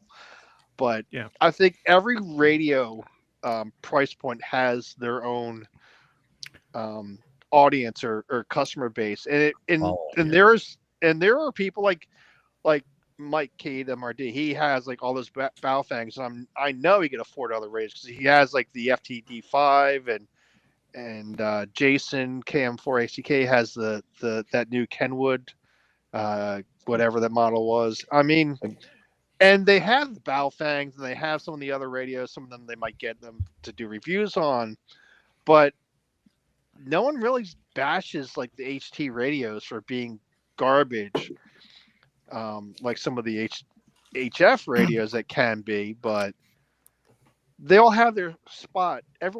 Each radio has their own customer base, and they tend to have their own fans. So let's take a moment here to recognize Tortoise Overland, who just gifted 5 memberships on one of the streams. Thank you so much for that. Oh, thank you for that. Awesome. It was awesome. So, Eric, since you're on one of the other channels, I can't just type back to you easily since it's coming through a paired channel. Kenwood is the vaporware of the ham world. It might be, but that's because the Kenwood, ICOM, and Yaesu also all have commercial sides of their industries. And Kenwood has been rocking, and I mean absolutely rocking, the commercial side right now. So that's why they've been vaporware for ham radio. That they have been too busy on the commercial. I will give the same answers here that I do to people who come into the candy store when they say, "What the hell happened to Kenwood?" So what the heck happened to Kenwood was the chip fire that happened during pandemic that sidelined many Corvettes and Camaros and Peterbilts. It also sidelined the ability for Kenwood to produce their chips at their die factory. Kenwood, being the smart company that they are, and any of these companies, let's remember that amateur is a sideline for them. Their bread and butter is doing commercial. Yep. Flex Radio, ICOM, Standard Horizon, Yaesu, Motorola, right? Kenwood, all these guys, their main bread and butter is commercial. So what does Kenwood do during a chip fire? They can't manufacture radios, so they focus on their core business to keep their revenue going. And they have a team of people that are now focused on delivering high-end only products to the amateur marketplace, and that will be their focus going forward. I think we can all agree that Yaesu has an approach where they put radios out at different levels in different formats. 3 or 4 HF radios, 4 or 5 mobile radios, bunch of handhelds, etc. ICOM's got a smaller offering, but still broad in that way. But Kenwood's just got that top end offering, and that's the economical reason why. So you're saying Kenwood is the Corvette of ham radio? I'm not, but what they want to target, Mike, and what I've been told from Kenwood execs on both sides of the border, I should say, is that they do want to target just that top end only, as opposed to having a full line like they used to do. Kenwood has not left the marketplace. Not at all. Yeah, I just wanted to jump in real quick to kind of circle back to the whole price point thing. At the end of the day, I'll always say it's good to have options and competition. Sure. Yes. We want to have new radios. We want to have new manufacturers. We want to have options. My first HF radio was a G90, and I went that route instead of an 891 because of price. And I knew that I needed to buy other things. I needed to buy antennas, coax, and I figured what I saved, I could invest in what really matters, the antenna system, stuff like that. And and at the end of the day, too, everyone has different budgets and stuff. I'm a Mac user, primarily at home. At work, it's Windows, and I had been paying for Parallels, and Parallels was like $80 to $100 a year, so I could run Windows on my Mac and do some of the ham radio software that is not available on Mac that needed Windows. Well, a couple of years ago, I just was like, you know what, screw this, I'm not going to renew, and I spent like $60 to $80 to buy a Jankopotamus. One of the cheap Windows crap, and it's still running and it still works and it does what it needs to do. So sometimes it's a function of budget. Sometimes you just have to ask yourself, what do I need to do with this thing? And if you want to compare the Kenwood, the D75 to the VG or the new BTEC and whatnot, it's great that we have a budget radio under $200 that's going to have a lot of the features that the VG and the BTEC have when it comes to being able to pair and connect with smartphones, to do APRS, to have that open TNC and everything. But there's some things too that the Kenwood is going to do, like D-Star or 220. Now, if you're willing to pay a few $100 more, maybe that matters because somebody does want the D-Star. They do want to be able to do 220 or whatever. But if they don't, it's great to have that sub $200 radio that will do most of what you need on a day-to-day basis. So it's good to have options. I guess that's so. Tortoise, I want to address this real quick. I never said Kenwood was all that. Kenwood, however, they came out with a dual and quad band radio for commercial purposes long before Motorola got the Apex out. Long before, well, not long, but long enough before they got the Apex series out. But yeah, you look at Kenwood, Yaesu, and ICOM, and people are saying, it's vaporware because they're showing off radios that they're not even close to releasing.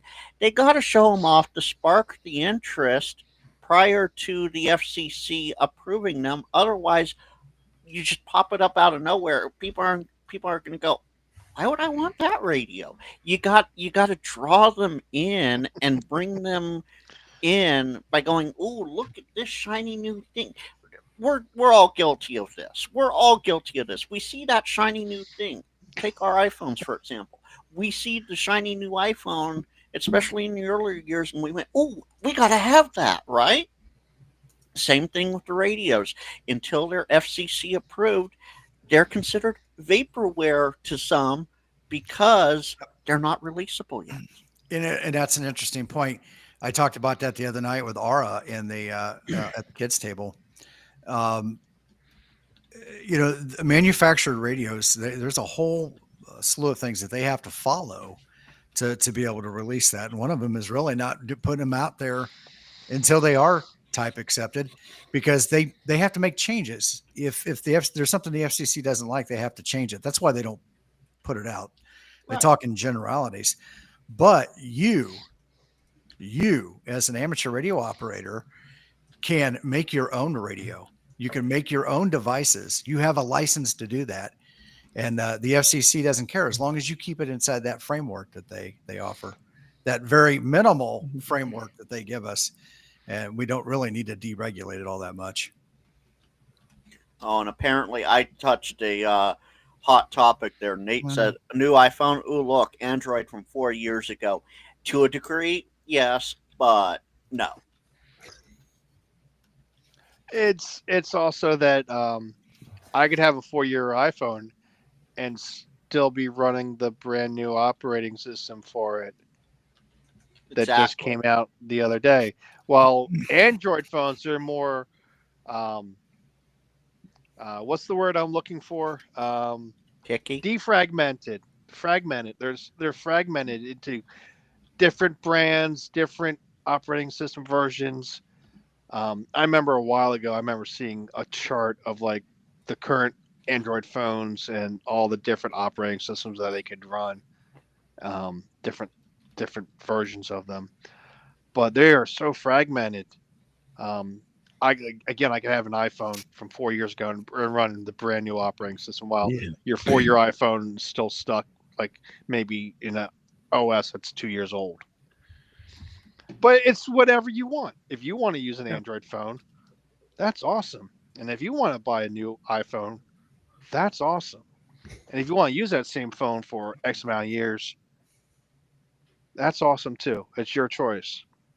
Some people just like the shiny thing that people said earlier.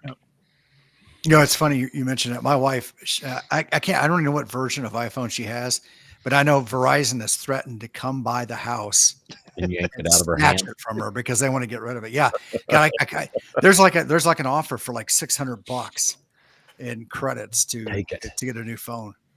Yeah, they're all doing that.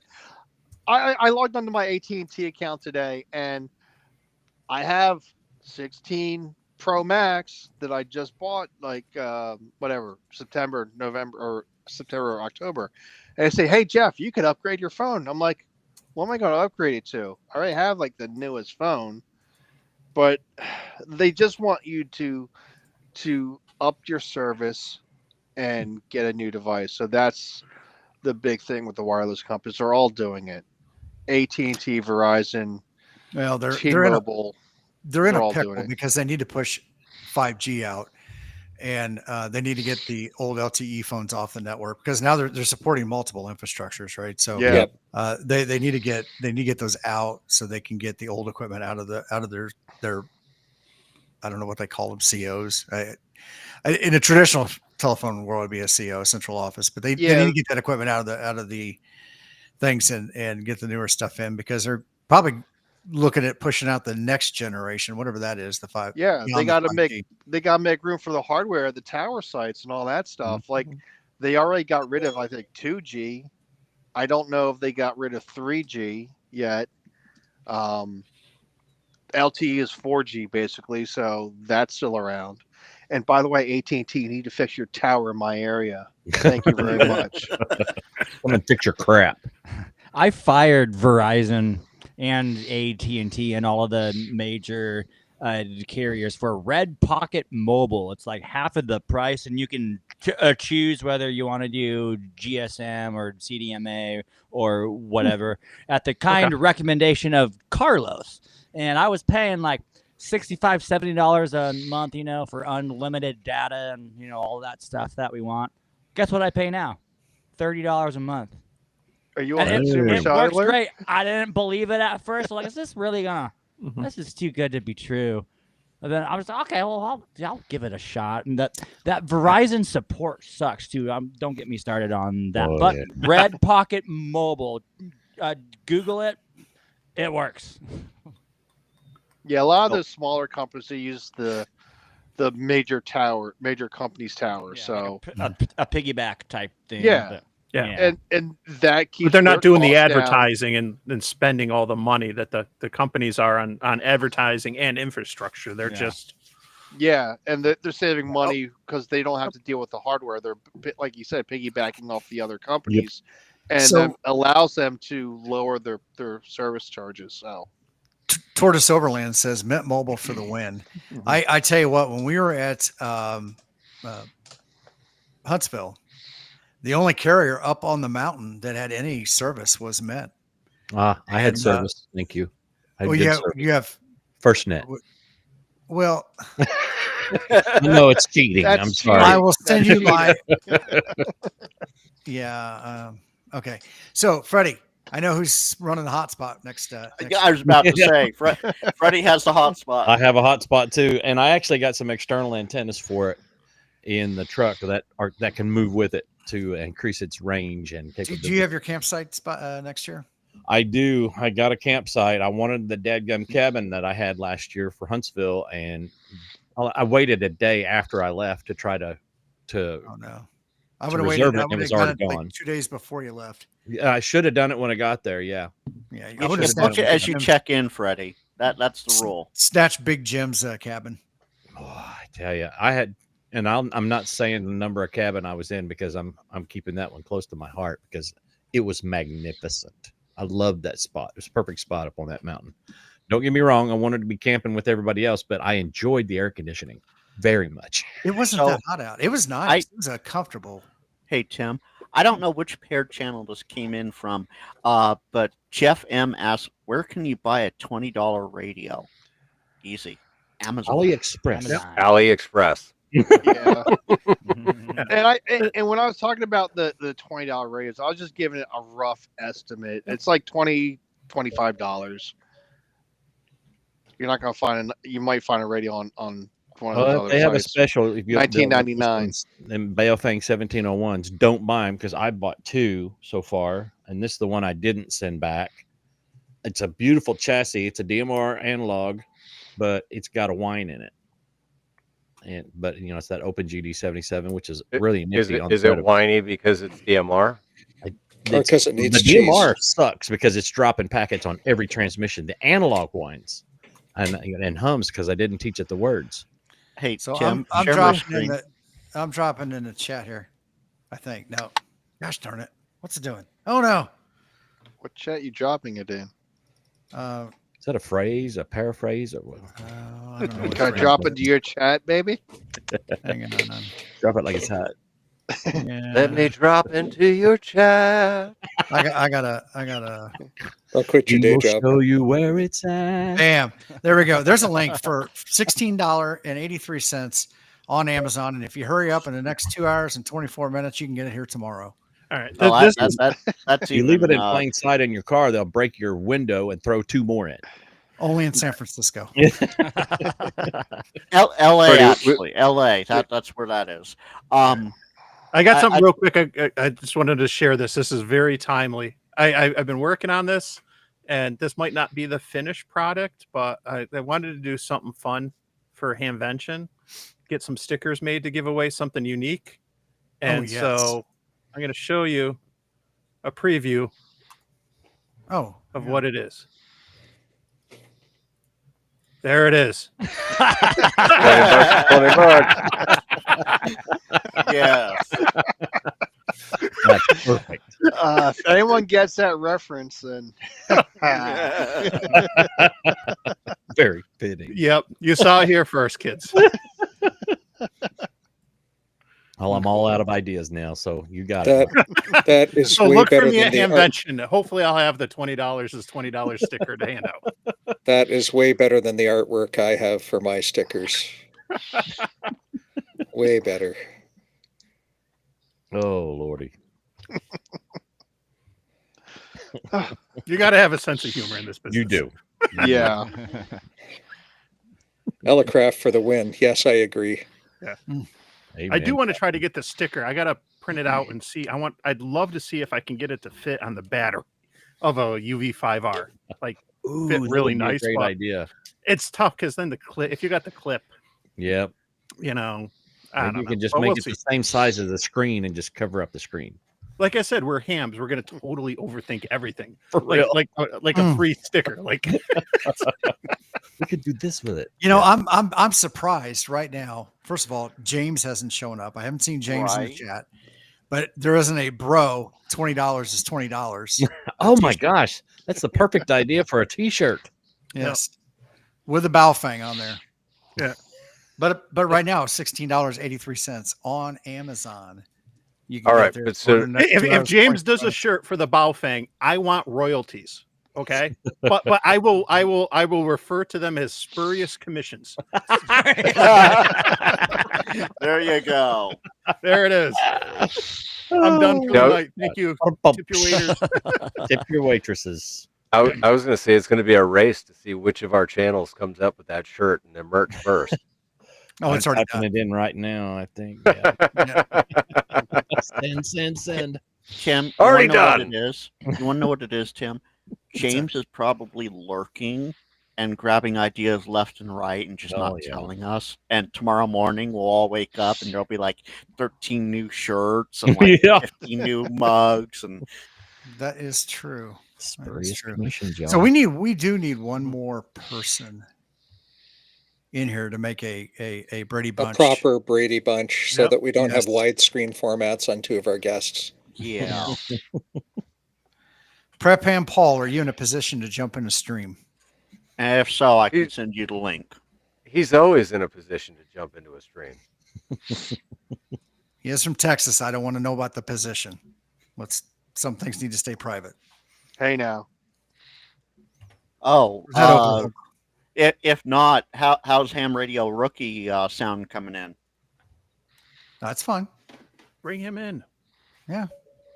Ben, since I know you're watching, if you're in a position to jump in, let me know.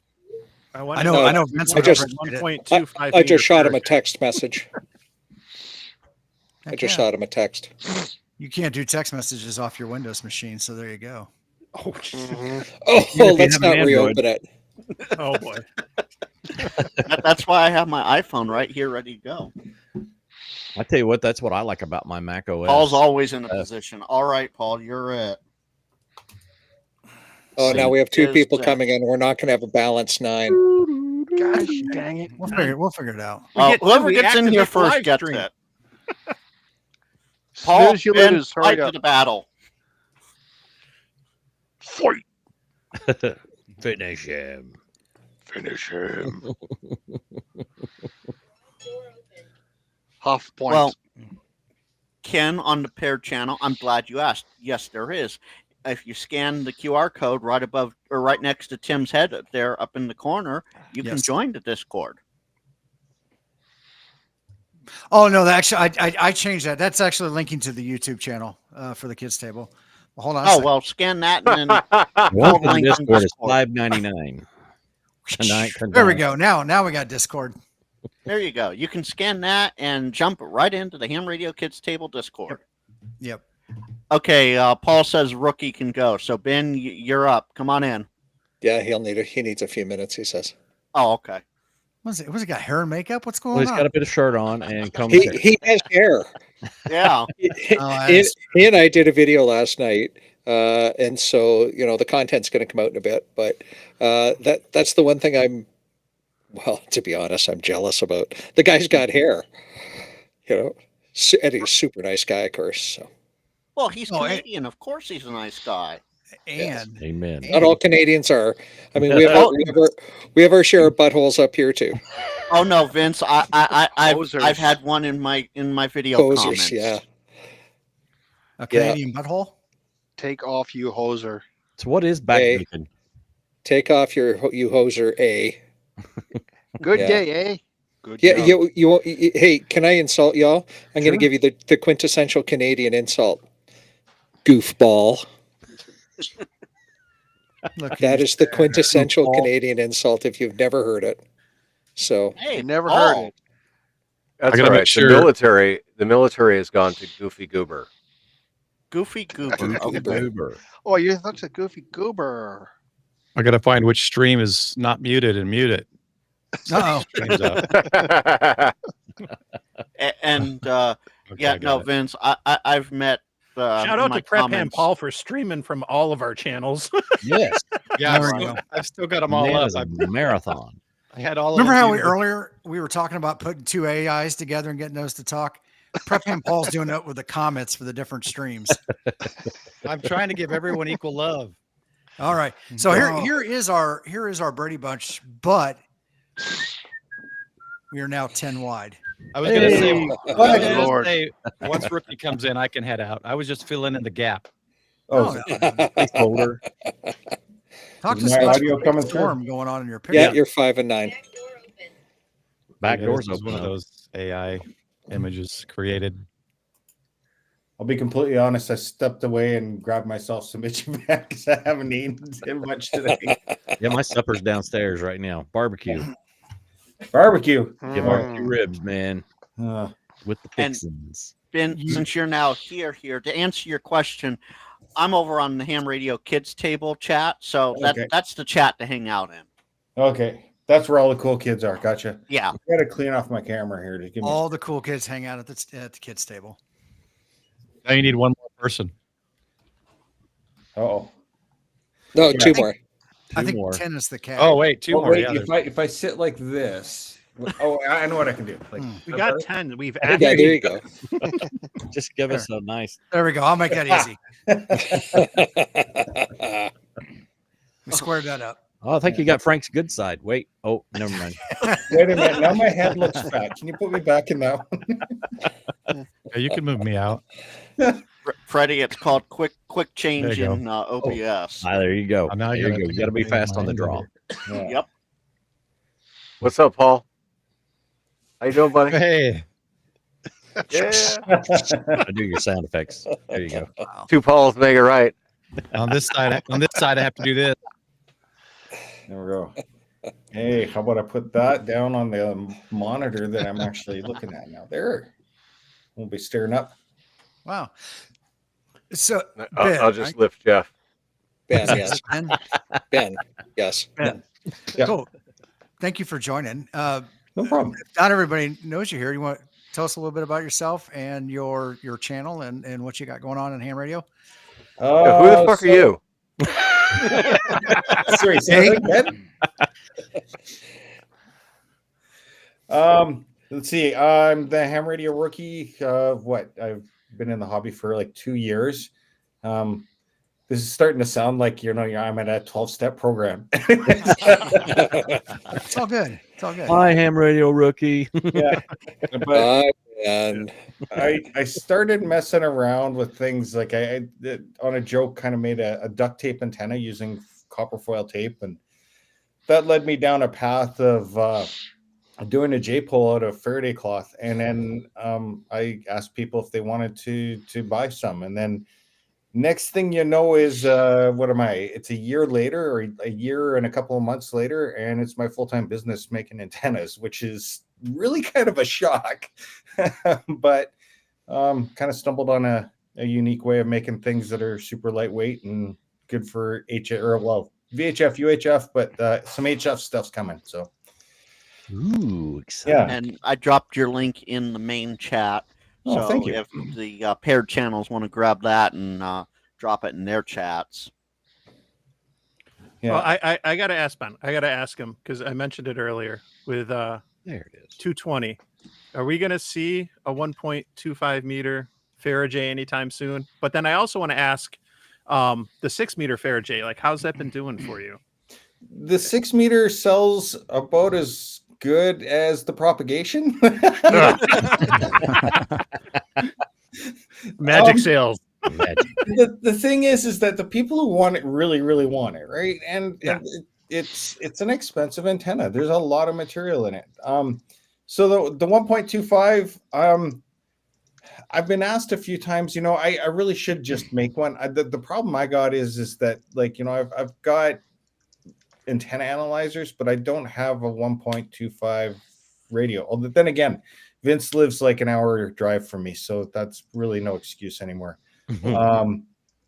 Yeah, I guess I could make one coming up, but I've also got focus on this Moxon that I'm making right Yeah. now. So No, it's cool. Ooh. No, thank the you for third doing next all off- you're doing. It's awesome Yeah. what you've done with the Faraday. Yeah. Question. So you are the Faraday guy. I am. Yes. The Faraday guy. That's on my radar, man. That belongs to my 705 kit. It's right here, and the Ed Fong Japel's great. Don't get me wrong. But that portability, I have this little bag right here. Uh-oh, Alan's reaching. Whoopsies! I dropped something. I just wish it was a little cheaper. The Faraday would fit right in here next. There's a pack tenna in here now. Yeah. I can't wait to go and play with that. Linked a dipole, everything that I need. So the Faraday belongs in this bag. It does, and there's one. So for what it's worth is for the last 3 or 4 months, I've been working with a company in the U.S. to see about getting it manufactured down there. This was, and I don't know if it's going to be any cheaper because these things are labor intensive. But Really?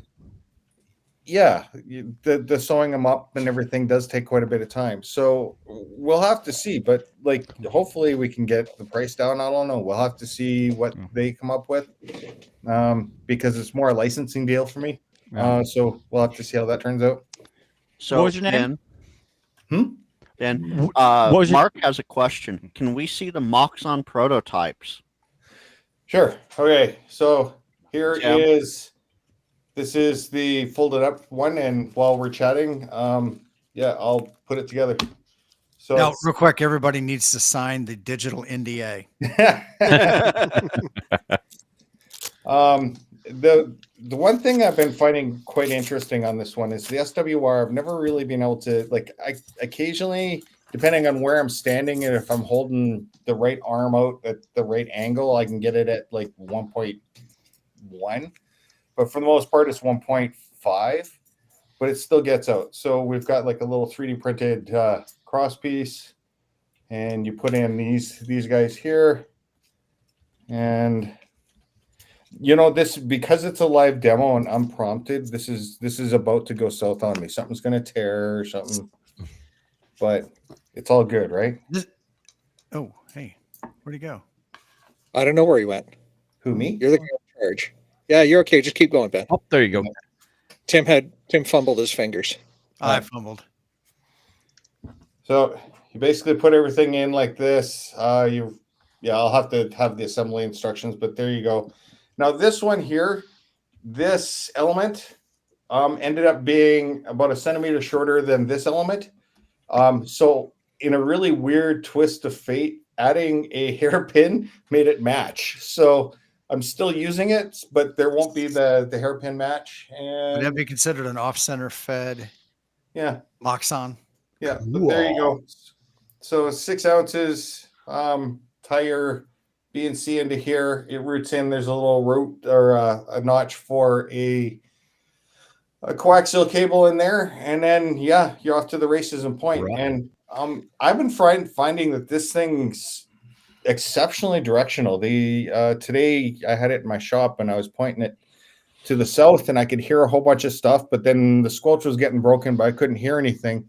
So I picked it up, turned it around, and then I had full quieting on somebody else on the back end. So I was kind of impressed at what was happening there. Yeah. So we have 2 comments in the chat. Yeah. The first one is "shit up and take my money." I'm pretty sure that's a typo. And the next, we would like to see a picture. And the next one is it looks like a ham radio spirit catcher. Well, you could do that. That's dream catcher. No, dude. I was thinking that if you drive enough power into this, it might get rid of mosquitoes too as they hit.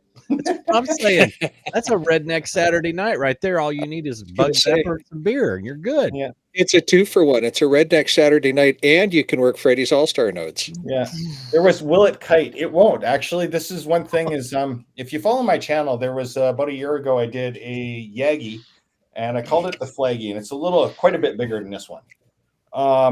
And it was pretty much a kite. So that's why I got door screen and then this fabric. So this thing it weighs nothing. It's kind of weird. So yeah. Cool. Hey, I see Lou Hiking and Hammond in the In chat. the chat. Lou, if you go into the Tuesday Yes. night section of the back channel, the link to the stream is in there if you want to join us. And I also want to make a special shout out to Karen Eve Murray. Good evening, Karen. Good to see you in the chat. How are you following this chat? It's like scrolling. As soon as I try to read something, it pops down. Oh, it makes it worse. We're Yeah. streaming on multiple channels too. So Mojo. chat, there's different groups of chatters. Yeah. On different channels. Tough. Like me on YouTube going, why is everybody talking about this chat, but I don't see anything? Must have been following Frank's channel. Hey Ben, I'm not paired tonight, so good luck. I got a couple other quick questions, antenna questions for Ben. So with the Farajays, should you be running those with a choke at the feed point? So should hams, if they're running more than like QRP power, more than 510 watts, should you be using a choke at the feed point for those or not? So let's go back to, and I think for the next 40 years I'm going to be pleading this is I'm the ham radio rookie. I don't know. Yeah. Okay. But my methodology of testing is that, like, throw it on the radio, and if the smoke comes out, you fucked up. Excuse the French, right? Yeah, so, that's right. It's French, right? It's French for fucked up. Anyways, so I've driven 50 watts through these with no problem. Okay.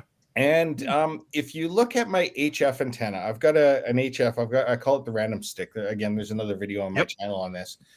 I threw a 4-to-1 on it, a 9-to-1 on it, a 49-to-1 on it. It's basically built sort of as a random wire.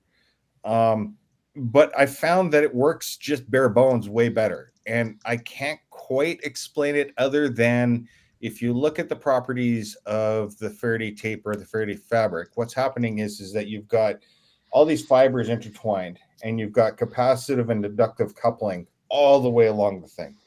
The velocity factor, as far as I can tell, is about 0.5, which, most people will go, well, that's not going to make a very good antenna. But because of all the fibers and because of all the skin effect and all the surface area of all these fibers, it really does get out.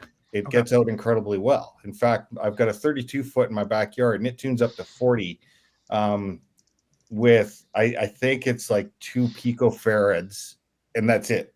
It's just like a kick, and it's in there. So it wouldn't take much to tune it. And I've talked, the best contact I've had SSB is 14,000 kilometers. So just shy of the other side of the earth. And I only have I run 80 watts max off my 991A because I don't want to let the smoke out. And all right, long answer is I don't think you really need a choke. But that being said, do I throw chokes on my coax? Yeah, absolutely. Why not? It doesn't take you any more time to throw a little choke on or do a dirty ballon. Then do it. Choke's not going to hurt it. Choke will never hurt you. Yeah. So Always be choking. Vince, you didn't think this was going to turn into a let me spend your money night, did you? Because John said, "There goes my money," and I said, "And at least it wasn't me for a change." Exactly. Did I show you the new wiretap CW key? There we go. Do it again. You are embiggened. So, yeah, I made a 3D printable CW key. I like the 3D printable ones out there, but all of them seem to be for portable. I wanted something that would sit on my desk and look pretty so that I would be more tempted to actually learn CW. Has it worked? Yeah, just a little bit. But I know it's against the grain of what a lot of people are doing, but I am selling the plans instead of just giving them away. But the plans are like a 10-page document, and they took me a lot of engineering time. Like this thing took me a while to figure out. So yeah, there's that. And I can attest to the fact that it is a wonderful key with a really nice feel to it. It's nice and light. It has, the version that I got has rubber feet on the bottom. Ooh. A guy can just as easily put magnets on the bottom. It's a very cool key. They're magnets underneath those rubber feet there, Vince. I didn't know that because Yeah. my desk is wooden, right? Yeah. And so, and it's pretty good looking too. Somebody called it the uterus key. I didn't think that was particularly ingenious, First but James Hannibal, we got another T-shirt up here. The Oh, Yuki. Lordy. yeah. The uterus key. Well, Oh yeah, look at that. It is magnetic. How about that?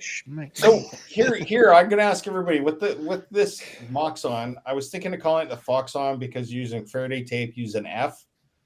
But I also realized that if I end up using a hairpin or something like that, then it's almost like a Yagi. So I was thinking of calling it a Joxon or something, or a Yoxon, or what should I Maybe a call it? on. Hmm.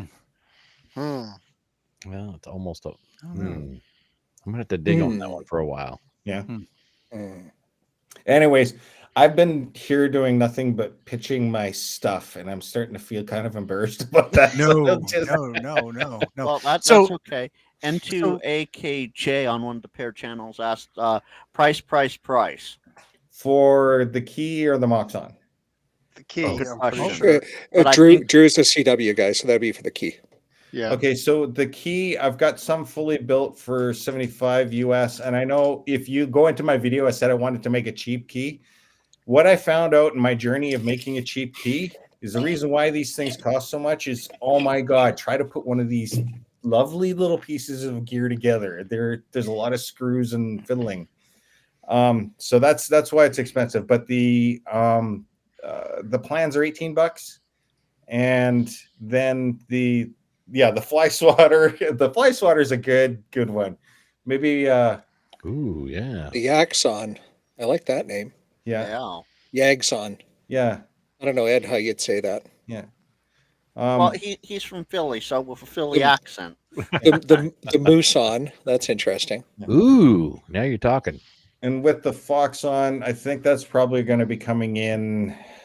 Again, we're just finishing production, figuring out how long it actually takes to make them. I'm probably thinking it's going to be in the range of like 150, 200 US. I know these are expensive, but we put a lot of effort into making sure that they're good and tested and everything. So, And they're super that's my lightweight skill. too. Yeah. Where else can you go to get a VHF directional antenna that weighs 6 ounces for your soda expedition? Yeah. Jody And you can has beat it. people over the head with it. won't hurt Jody them. has it. Mock swatter. The mock swatter.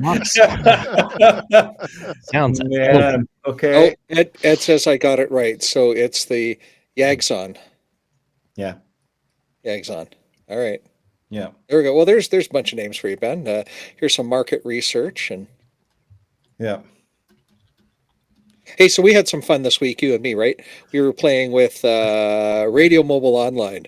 And Vince learned me. And Ben taught me a couple of things about Radio Mobile Online. Yeah, but So, well, you go, Vince.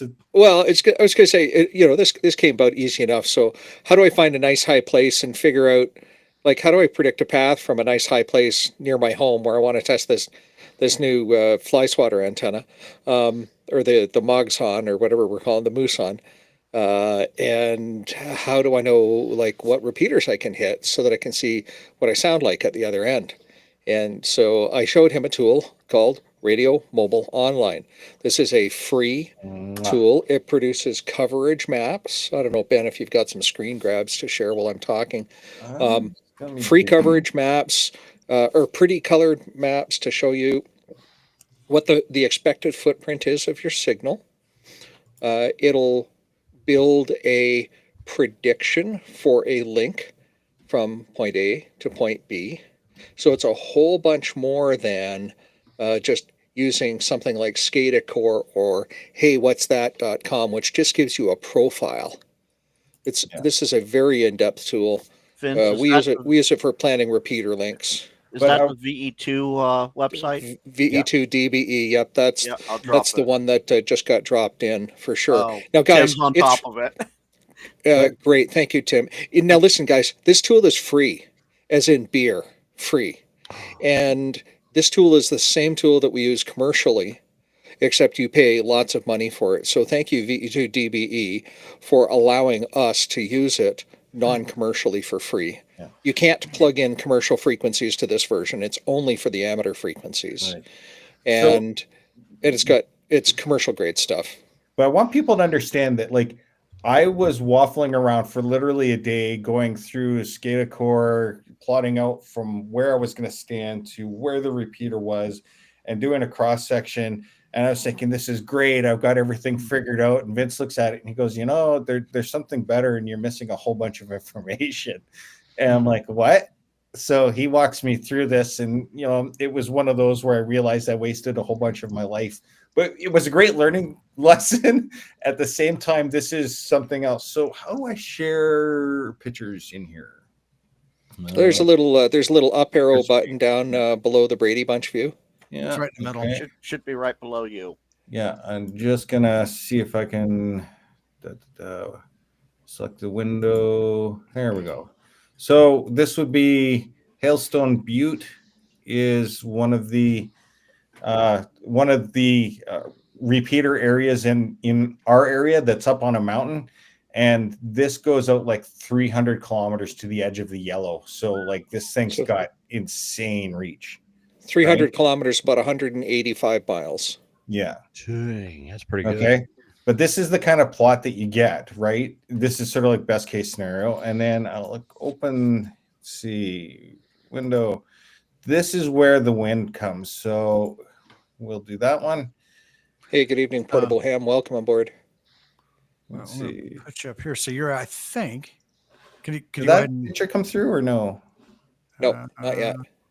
That's weird. We saw Hailstone Butte. That was the last share we saw. Hold on.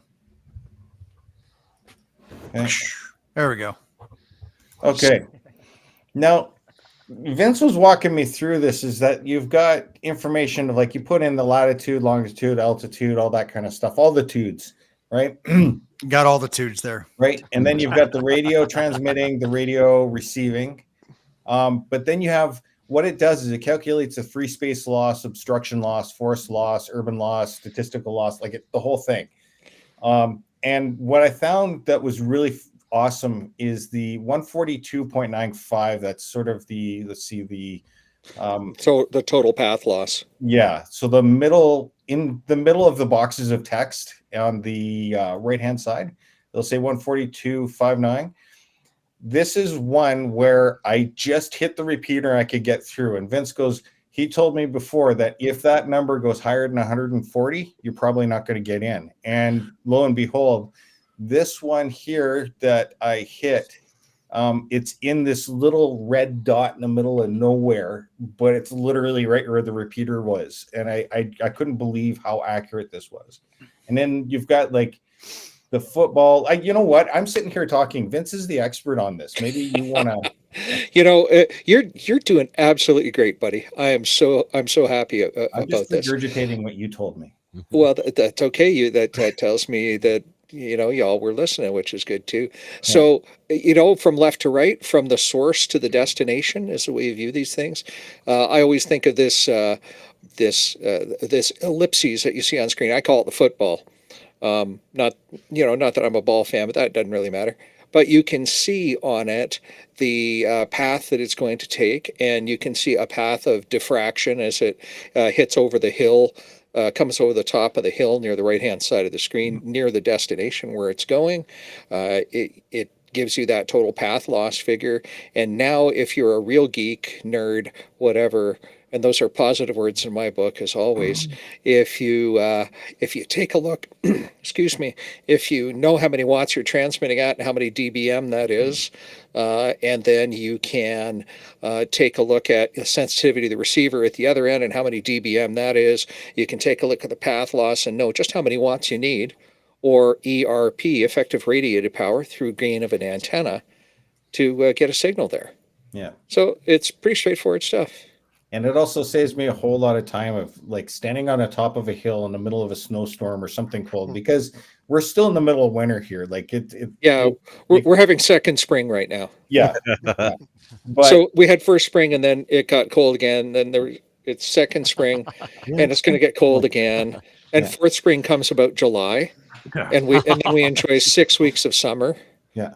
If you're lucky. It's May long weekend up here is when it's sort of the last snowfall, and we call that like bonus winter.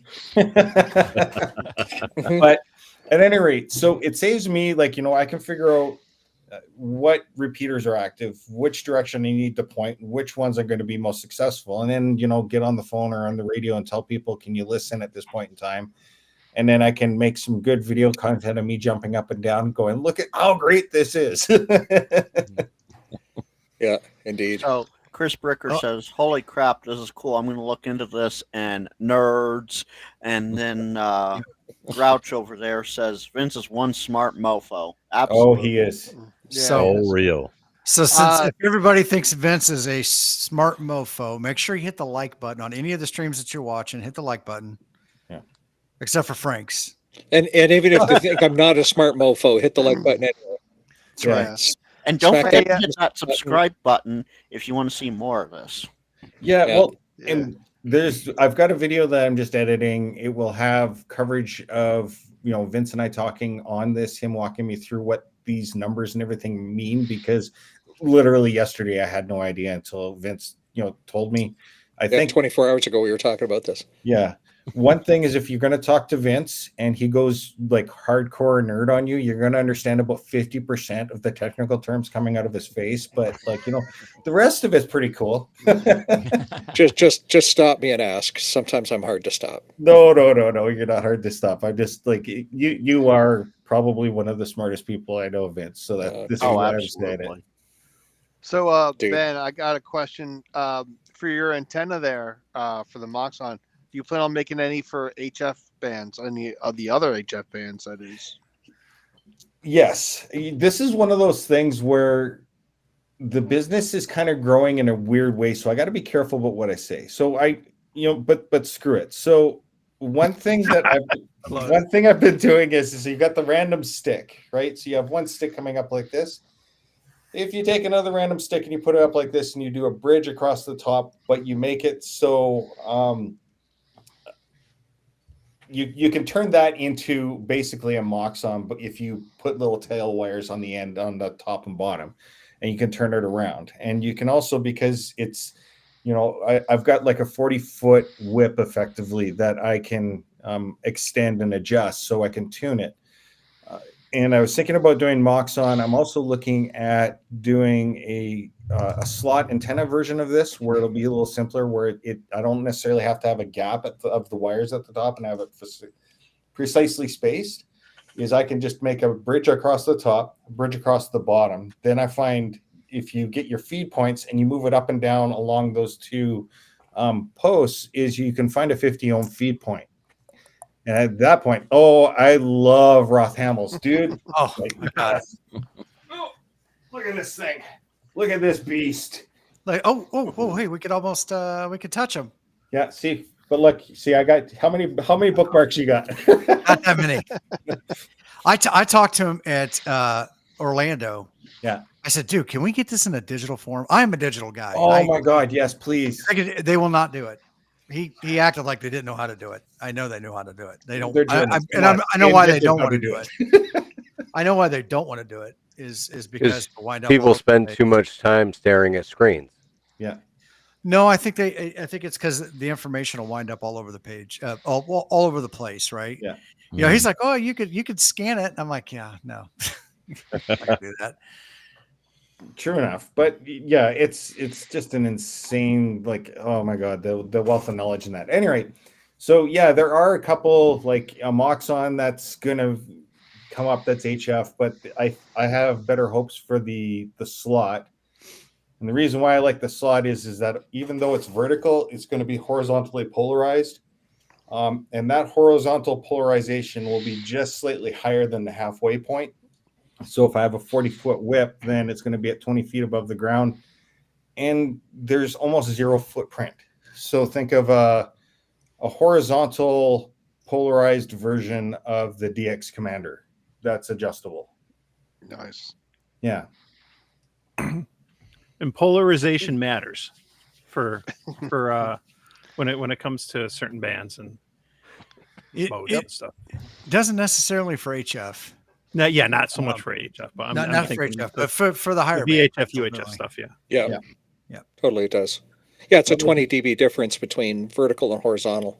But like a on, 6 meter or bands 10 6 meter, meters and up. those two, I think would, it does kind of matter a certain amount, depending on how close the contact is, right? Yep. Yeah.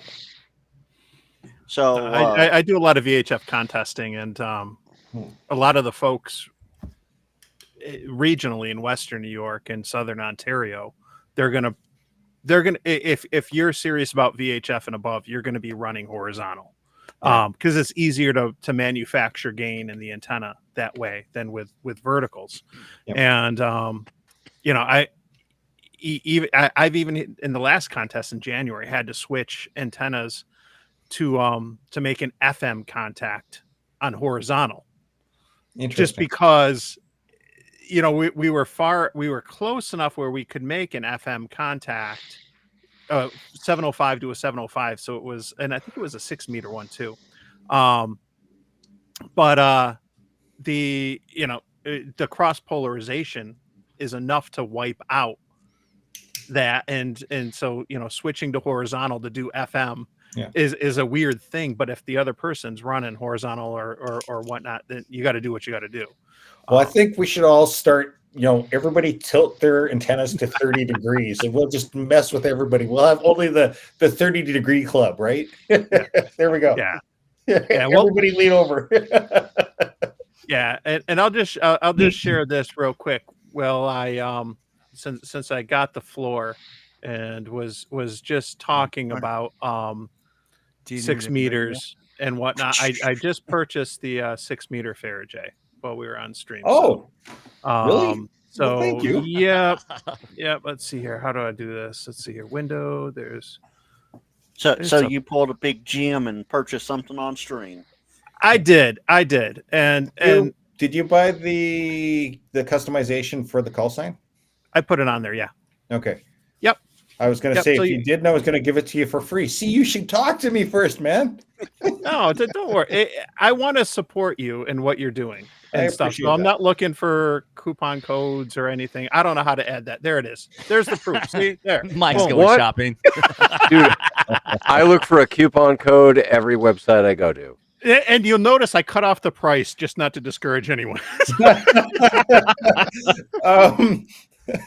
But no, I think it's important. Yeah, I try to support all the creators. Whether you're making antennas or you got a channel or whatever, and t-shirts and stuff. But for me, I think what attracted me to the 6 meter one is the fact that I should be able to really roll that up, and that's like 9 feet, but that's gonna pack up a lot easier than if I were to make that with ladder line. I think it's 6 ounces, or I hope so. Otherwise, I want my money back. But no. He's grabbing one here. I was gonna say, Ben, I got one here if you didn't have one at house.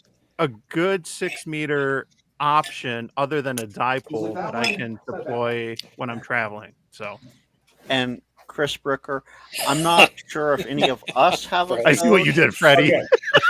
There you go. There's your 6 meter. Yeah, that's great. Oh, Freddie. So 6 ounces, and that's the 6 meter antenna. Do these come with that custom holding carrying clip? No, you got to purchase those yourself, but purchase those separately. Okay. I do have one thing that turned out to be kind of a happy mistake that I found out, though, is that their 6 meters is pretty big, right? So it's tuned to the lower end of the band. And you want to raise the frequency, say you want the other end of the band, is that at the top, there's a slide toggle like this. So it's just like a little slide toggle. Oh, right. So what you do is you bring the element in, and you can see how it's folded over. And then when you hang it up, you've just effectively shortened it, so you can tune it by pulling this through, doing the fold over. Nice. That's why I want to support you. All of the Farajays do that. Totally outside the box thinking right there. Yeah. Oh, that's great. That's great. And I plan, and I'm just, anyone who's watching, if you're still with us, God bless you. Thank you for all the support. I can tell you right now, I will use the Farajay on May 25th. And the reason why I'm going to use it on May 25th is because it's 52525 or 52.525, which is the FM calling frequency. And I've been talking with some folks locally, and I'm going to try to do a bigger push down the road to try to get more people, because this is a once in a lifetime opportunity to be able to make contacts on the Literally. FM calling frequency and 6 meters on May 25th. So I think that'll be fun, and I'm going to try to promote that, and I will be using that for sure. So Sweet. So, Yes. Mike, Sean in chat wants to know, did you get 2 of them? It's max 2 per customer. I did not. I did not. There were only, I think, 6 or so left in stock when I ordered. So get them now. Yeah. Before the tariffs. So right now with the Don't tariffs, actually this is intend one thing you bring up an interesting point. So one thing that happened was when the tariffs were originally launched, your U.S. postal system got basically almost shut down because there's a thing called the de minimis value, and that's the minimum value of something de minimis. that can cross the border. Yeah. They had no way to process all the payments for this, and they didn't know what to do, right? And I think they still don't know what to do. This is the win on pretty much all of my antennas. As long as they're below an $800 value, they go below the de minimis value, which means theoretically they can cross the border. Yeah, the de minimis exemption means the minimum. I think it's Latin. Freddie might know that better than I do. And it's that $800 number. I'm shipping under the same premises to all my customers in the States. So I'm not saying don't buy now, but like buy now. No, I mean, we're hoping that de minimis stays in place, as you guys should hope so too. And if it doesn't, I certainly hope that the tariff code for amateur radio parts, 85256013, in case you need it. Let me repeat that, 8525.60.13 is the tariff-free code for amateur radio parts, and that's what I ship under. Yep. And I hope that stays duty exempt. For de tariff minimis exempt. is Latin for of the smallest amount. Thank you, Freddie. See, I knew guys, you'd know the Latin somehow. We have 120 people watching, and we all just got smarter. Just a little bit. That's why right. you need to come to the kids' table. That's right. And That's everybody exactly right. bask in the fact that like we've got Vince memorizing numbers like that, but I'm sure he saw it once and it stuck in his head. You know, I've been shipping, like I've shipped thousands of antennas and I still don't remember the number. I have it like shaped my screen. Ben, you see, that's a difference between you and me. You've shipped thousands. I've shipped dozens.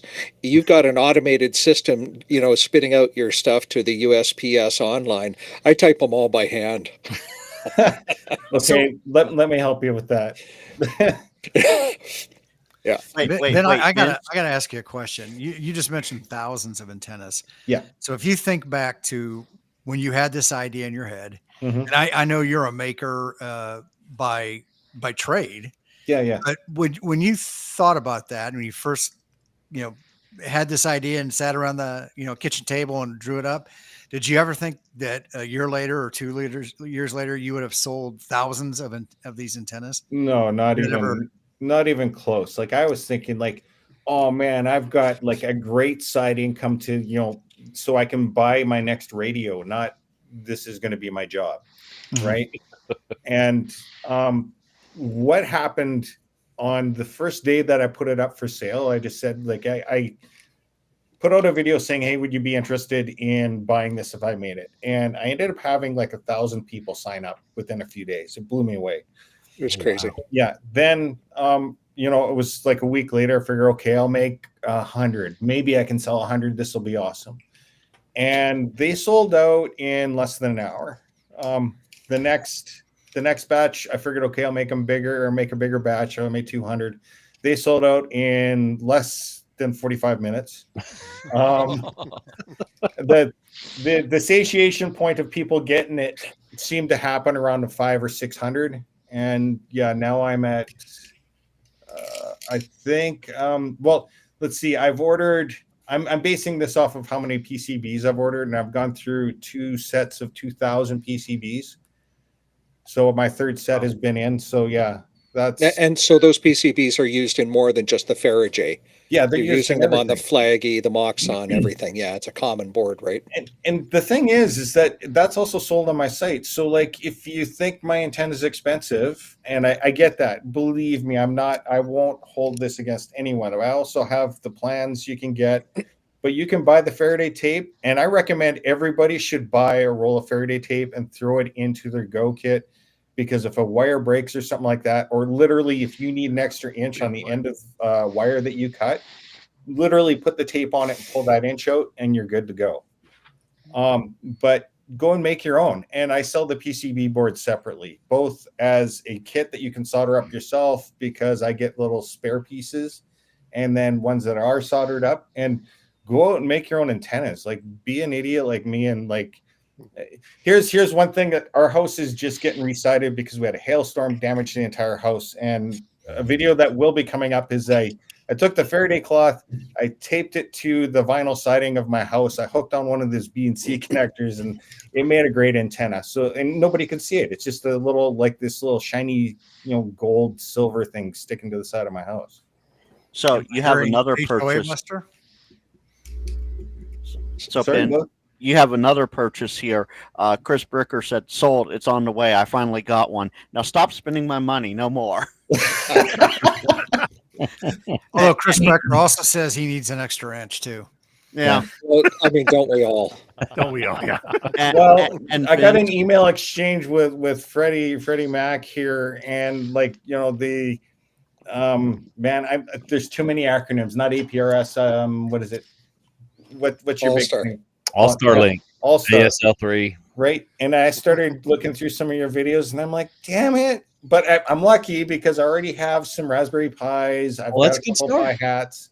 But like, I'm going to be losing money because of him. Man, I tell you what, it's a super addiction, man. I'm telling you. And Vince, those dozens of labels you make. Now, let me just make sure I have it right. You didn't draw those out through the CW paddle into the label maker that spits out labels. So each character is hand done by you through Morse code, right? Right? Yes. Yes. Let's go with that. Yep.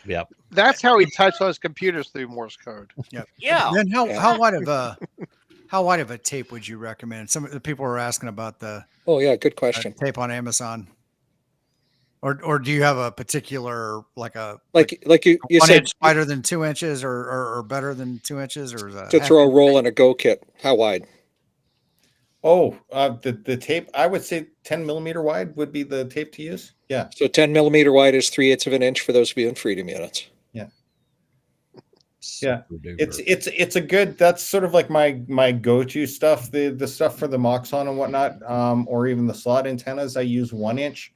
A lot of that is because Moxons and slot antennas deal a lot with the capacitance, and that warms things up. But here's the win on the Faraday fabric: because it's a bunch of open weave like this, it dissipates the heat just as fast as it gets it. Ooh. So we've jammed a lot of power through some of these antennas, and nothing's melted. So when you get the 6 meter, if you want to like throw as many watts as you want through it, and I'll give you a free one if you tell me what the wattage was that burned it out, and what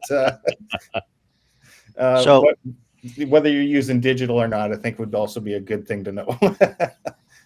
So Ben, Mark over at Boondock Technologies, you might know him for Boondock Echo. Can you do simulations using that tape for NEC, easy NEC, etc.? What changes do you have to make?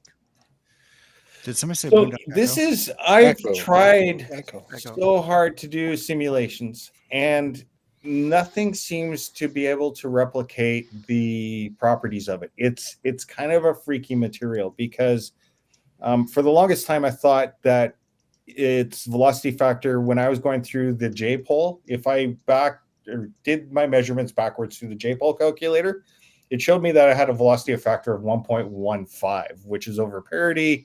Obviously doesn't make any sense. But like, it was the only thing I had to go on. But then other antennas seem to play like a slot antenna, like the 2 meter slot antenna works at the same measurements that would normally be for a J pole, but my J pole is a little longer. So I'm trying to figure out what's going on. Recently, I found out that the velocity factor is probably around 0.5.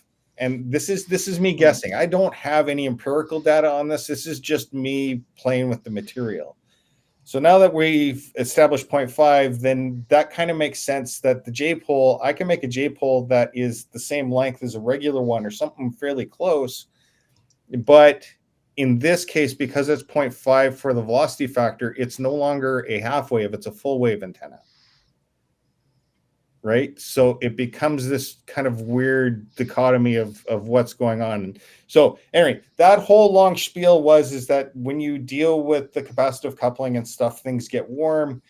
And the fabric sort of takes care of itself for the most part. The breakdowns that I've found when we've overpowered it are at the circuit board where you have metal touching the Faraday cloth. So you just need a really big piece of metal to dissipate the heat so it doesn't melt the fabric underneath it. But otherwise, it seems to handle the power no problem. There you go, Mark.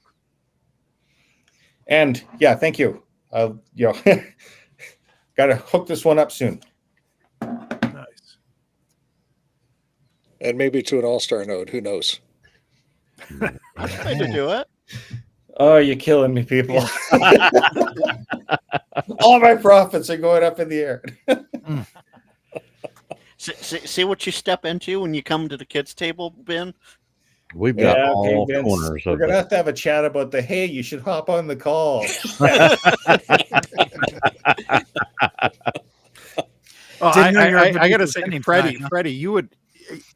Oh, I just got to see your face now. Like I won like in one of my club meetings. We do little raffles and giveaways. I've been sitting on. I think I had a Raspberry Pi 3 or 4 that I haven't even opened it. Like the seal is still on the box, and I've had it for like 2 years. Man, that's worth money. And anytime I'm watching your premieres, I'm just thinking like, I got to do this. I got to get around to doing this or something, because I've never done any of the digital. I have 2 D-Star radios. I've never done D-Star, let alone All-Star or DMR or anything like that. And You could do both. You could get a Pi and put is it? an MMDVM hat on it and do D-Star, and you can get another Pi and either hook it up to a radio or get you a radio hat and do All-Star. Dude, Yeah. I should be a half owner in Raspberry Pi by now. As many as You should. things I've Well, bought. everybody put their hands up if they have like probably 30 pieces of equipment that they plan on throwing onto their radios that hasn't done anything for like the last 2 months. Right? I love how Vince is like the last I hate one. saying it, Boondock guys. I've got it. It's sitting here, but Oh, wow. it hasn't. No, I was slow because I had to think, was it 30 or is it only 20? Well, the one thing is with All-Star and D-Star, with D-Star, I thought when I first got in, I was like, oh my God, these digital modes make so much sense. And I got the Pi hat, figured that would go well. Then I bought the Bofang D-Star radio. I can't remember what it is, but it's been sitting there collecting dust because the second I realized that you had to do, like, I was having problems just coding it, and then some people are talking about code plugs, and I'm like, damn it, I don't want to learn another thing. There's a bunch of things. D-Star, no code plugs needed. C4FM, no cord plugs needed. I love C4FM. Yeah. D-Star makes me angry. I'd say all of the digital modes, I think C4FM is the easiest because it doesn't require any kind of special knowledge to do it. But my favorite, and I say this all the time, my favorite digital mode is All-Star. Yep. Tim, P25. And well, the thing is, has its place. My Pis have been sitting around. Y'all are not wrong. Going anywhere because I thought I had to have a digital radio. But then when I started seeing, well, wait a minute, All-Star doesn't need to be digital. The Pi Star does. And I'm like, oh my God, they've been sitting here for all this time and I could have been using them. Yeah. Y'all are wrong. The original digital mode, CW. Just saying. Well, Mark, there you go. That's Mark from Boondock Technologies mentioned that there's now the Boondock Tango. And actually, he's going to join us. I think it's next Wednesday. And he's going to talk to us about the Boondock Tango. Mark, don't join them. Your wallet will get later. Well, he's going to come on. He's going to basically talk to us. But what that is I think it's more of a community edition, if I'm calling that correctly, but I've got the board here that you can build this Boondock Tango on your own.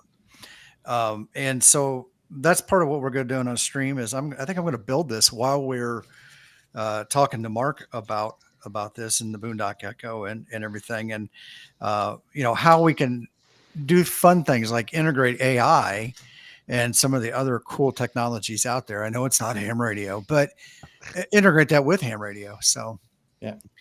And I just dropped Boondock in the chat and sharing it in the private chat so it can be shared to the pair channels. Yeah. Perfect. Thank you. You're talking And about if she isn't gone yet, have a great evening, Karen. Yep. You see this? Yep. The mesh tie stick. The mesh tie. Oh stick. yes. Oh yeah. Are you, Ben? Are you going to wear that down in Hamvention?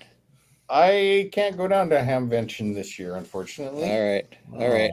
Well, I think that tie is going to look great with my ham radio workbench shirt. Well, yeah, no, it's yours to take down there, man. All right. Yeah. All right. I'll wear the mesh tie stick. Yeah. Why not? Yeah. And Mark has it right with the new Boondock. Build your own, no tariffs. That's right. Right There's on. and we'll get more into it on the Wednesday night stream. There's a basic simple set of parts. They've got them available on the website that you can order from Amazon, and it's fairly simple. You need a 3D printer to print the case, but if you don't have one, I'm sure you got a buddy that does. So yeah. Indeed. Everybody knows somebody with the 3D printer. Absolutely. Yeah. Oh yeah. Yeah. I tell you what, I had resisted for a long time on getting one because I just never really. I was like, what the heck do I need a 3D printer for? And then the next thing you know, it's like, hey, go to my buddy. Can you print this for me? And a couple of days later, go to my buddy. Can you print this for me? Or then I talk to him, and it's like, yeah, the next thing you know, I spend more time with him on the phone or through a Zoom session, and not really see it. And I get this whole stack of things that I need to go pick up. And finally, I'm like, I'm just going to get one that way because in actually doing more and more stuff with ham radio and the maker side of things, and they're just so easy and convenient to have around the house. Oh yeah. And they're really, at the end of the day, they're not much more expensive than a laser printer. So, Yep. The thing is that with 3D printers, the cheaper it gets, you can pay for it in two ways. One is with sweat equity and one is with money. If you pay for the expensive printer, it's going to be plug and play. You send it a file, it's done. If you buy a less expensive one, you're going to spend time maintaining it, leveling it, making sure that it's Fixing going it. to run properly. And like it's not throwing shade on either method. It's just what do you have It's the reality. available to you? Yes. So Ben, Chris has a question. What kind of node are you going to build into the tie? Oh, the tie is already built. This is a mesh stick or mesh tie mesh stick. Mesh tie stick. I've got marbles in my mouth for the last few days. So anyway, there's the antenna. So that's a J pole for the 908 is what I tuned it for. And on the inside, so you've got my connector for the antenna, and there's the Zao board node and the battery. It's all contained. Far Nice. There you out. go. That's a great idea. do you have the GPS module? I don't have a GPS in there. I have yet to wire one up, but That'd be a big battery drain. If you want It to know is where a big Vince is, battery. just hit me up on Meshtastic. I'll tell you where I am when I'm wearing it. Yep. No, just what you do even better, Vince. Did it da da da. Did it. Just do that repeatedly. You'll come running. Yeah, that might work. Yeah. Dan, WP4 Dan, good evening, Dan. Poto royalty at his finest. I'm not the only one who thinks Meshtastic is hard to say. Yeah, got that right. Well, when Vince and I were doing, what was it yesterday? There was something. Oh, an antenna analyzer. I could not, for the life of me, say that. I was like Daffy Duck, going. Yeah. Or no, Porky Pig's the one who stutters. Never mind. See, I can't even do that right. Ba-deep. That's all, folks. Yeah, that'll be it. Yeah. Hey, so I just noticed the time. We're at about 2 hours and 36 minutes. That's a pretty fun Friday night. I think we probably should start looking at winding down. Real quick, who wants to start off with what they got coming up? And Alan, you want to take it? You might as well start down at the bottom here. Okay, might as well let Paul go first. Right. All right, Paul. Yeah, we'll start at the bottom. So I got a bunch of videos that are currently in process. I got some new AI songs that are coming out to add to the AI playlist. So Nice. Yeah, keep an eye out for that. And then Weekend Warriors, we're going to do a live stream next Saturday. Awesome. Now, is it going to be live, or are you recording it to play back at a later time? Oh no, it'll be live. It'll be all the shenanigans. Evil shenanigans. I don't know. I watched it the last time. It was a little spicy. I mean, I'm a sailor and I speak like a sailor. It was a little spicy. Well, Tim, if you want to join us, you're more than welcome. Okay, I might do that. Ham radio after dark. That's right. Awesome. Well, thank you for joining tonight, Paul. Alan, how about you? Thanks for having me.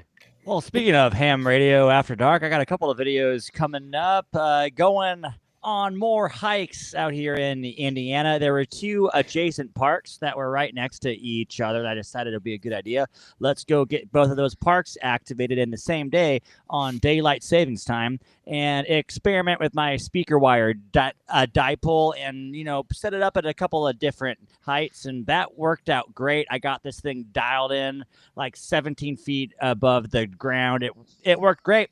And then I decided this, as the sun was going down, it would be a good idea to just get that other park activated too. And it ended up being a swamp and after dark. And I got QRM'd hard, but ain't nobody stopping me. So that's going to be fun. And so I got lots of more adventure related content and lots more plans. I got like 3 more big trips that I want to go on. So subscribe to Punk Rock Ham Radio and join me. Yeah. And if you guys haven't seen it, both Paul's and Alan's channels are showing up in the chat there. So if you haven't done so already, please go subscribe to their channels. Frank, what do you got going on? Well, unfortunately, work has kept me very, very busy. The railroad life doesn't end ever, but I'm hoping, fingers crossed, things change up a little bit here soon, and I will have much better lighting next time you see me. As I said towards the beginning of the live stream, I'm using a temporary setup with my siblings' streaming setup, and I had to bring in my own lights real quick because they don't stream at night. They usually don't do video stuff. Other than that, I'm working on a couple videos. Got to wait for the computer to come back from repair. Well, not back, get the parts in and get all that taken care of and get me back up and running. And then I'll have a couple videos edited. I also have, I'm going to plug this because it is mine as well. I have a second channel that is my photography channel. And I actually have more videos going up on that. Oh, and he's gone. Where'd he go? No. Hey, Frank. Go back, dude. Oh, Tim. There he is. Oh, anyway, photography channel's in the chat already. I've had videos going up there because I had a backlog of drone footage, and I just spliced and sliced and got it all done, and it's up. And hopefully, ham radio will turn back to normal shortly. And apparently, Cooley has made a contact with Alan on 7200. I've never been on 7200. Was it 7.288 the other night when I was getting jammed all hard? Might have been. Paul is our resident 7200 practitioner. And for a second there, Frank, I thought you said you had a backlog of drunk videos. That's what I was going with too. Backlog of drone videos. Yeah. And Draft drones, maybe. I do various things like Let's Fly series where I will go over a town and I'll give a little bit of the history of the town and what's going on in it now, or a certain area of the town. Lots and lots of fun. But hopefully we'll see more videos and a lot more live streams coming out of me soon. Hopefully I will be here Wednesday to egg Mark on with Boondock Technologies. Sounds Echo. Well, thank you, Frank. Freddie Mac. Hi, everyone. I'm Freddie Mac, your ham radio crusader. Yep, I've been working on a lot of stuff here lately. As you can see, the other night I dropped 2 videos for customizing your Supermon interface. For those of you that may or may not know, Supermon is a dashboard for your All-Star Link. And Supermon, exactly. So figured out a way to pimp it out a little bit with a little help from Jeff K3JRZ and some other friends. Like pimp my Supermon? Pimp your Supermon, Pimp man. Pimp your Supermon. Pimping ain't easy. But yeah, somebody's got to do it. I didn't choose the pimping life. It chose me. But anyway, got a few things. I got a video coming out next week about how to install DB Switch server on a PC. Most of the video really covers how to get Debian 12 installed onto a PC, and then we follow up in that same video about the DB Switch server. But I get a lot of questions. How do I get Linux onto a PC? I don't, and I just kind of give them the nuts and bolts and mechanics of that, because All-Star Link 3 runs really well off of it. So that's up and coming. Got an antenna review that I have got to do soon. I know you've heard of this illustrious brand, Guzizu. Sent me an infed. I think they're from the Orient somewhere. I'm not sure. Don't quote me on that. I think it's that they're from Mexico. Mexico. Anyway, the Guzizu is up and coming. It's in the box. I've actually opened the box. It's a big infed. We're just going to see where it goes. I've seen their names popping up lately, but yeah. I think you don't know how the Chinese brands operate. Mm-hmm. I've seen several other Chinese antennas that are being rebranded with this name on it. Yeah. So. They also rebranded one of the cloned Shari Pi Hat, not a Pi Hat, it was a Shari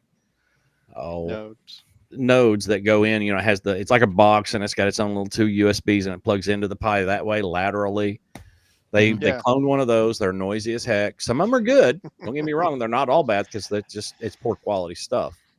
But I got to looking at my emails, and I had a MMDBM board I'd ordered from them 1.5 years ago that I sent back as soon as I got it, because it just didn't work. So we're going to give their antenna a try. So I've been just chomping at the bit to do some POTA. I hadn't had the time. The weather's really horrible here. We've had terrible windstorms the last week and a half. So we're going to get out and do something. And of course, we've got all kinds of All-Star Link stuff coming up. So y'all stay tuned. And Chris Bricker, I just want to say this, since it's a pair channel, I can't respond directly. No, I am not the reason why the drones are being called out by everybody. That's on the other side of the country. Yeah, that's in Jersey, isn't it? Yeah. Mike, what you got going on, buddy? I'm doing my best to stop the drones, but are you using your horizontal? Well played, man. Are you using your horizontal Yagi? To, cross polarization's a bitch, but Mike, you can never stop us. I got no shortage of stuff that I want to work on, create videos for, get content out. But at the end of the day, tonight's not about me. I just want to say thank you to everyone on the stream tonight, everyone who watched in the chat, everyone who clicks on this on Team Replay and everything. 2 years ago, as a new ham, a new YouTuber, to get the chutzpah to reach out to somebody else and say, hey, let's coordinate premieres before Ham Radio Clubhouse, and to think that it would turn into what it has today, to how it's grown and how it's helped other people grow their channels and everything, man. It's it's so rewarding. It's a great feeling, and I can't say thank you enough. So I do my best to support everyone else, and I want to see everybody else have fun and succeed, because I know at the end of the day we're all having a blast. Amen to that. Mhm. Well Amen. said, Mike. Yep.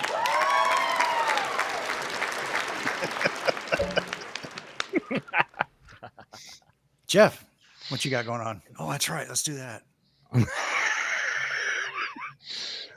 I'm bringing my Mac next time, Oh. you guys. Windows can't do that. Yeah. What you got going on, Jeff? Well, hello there. How you doing? Hello there.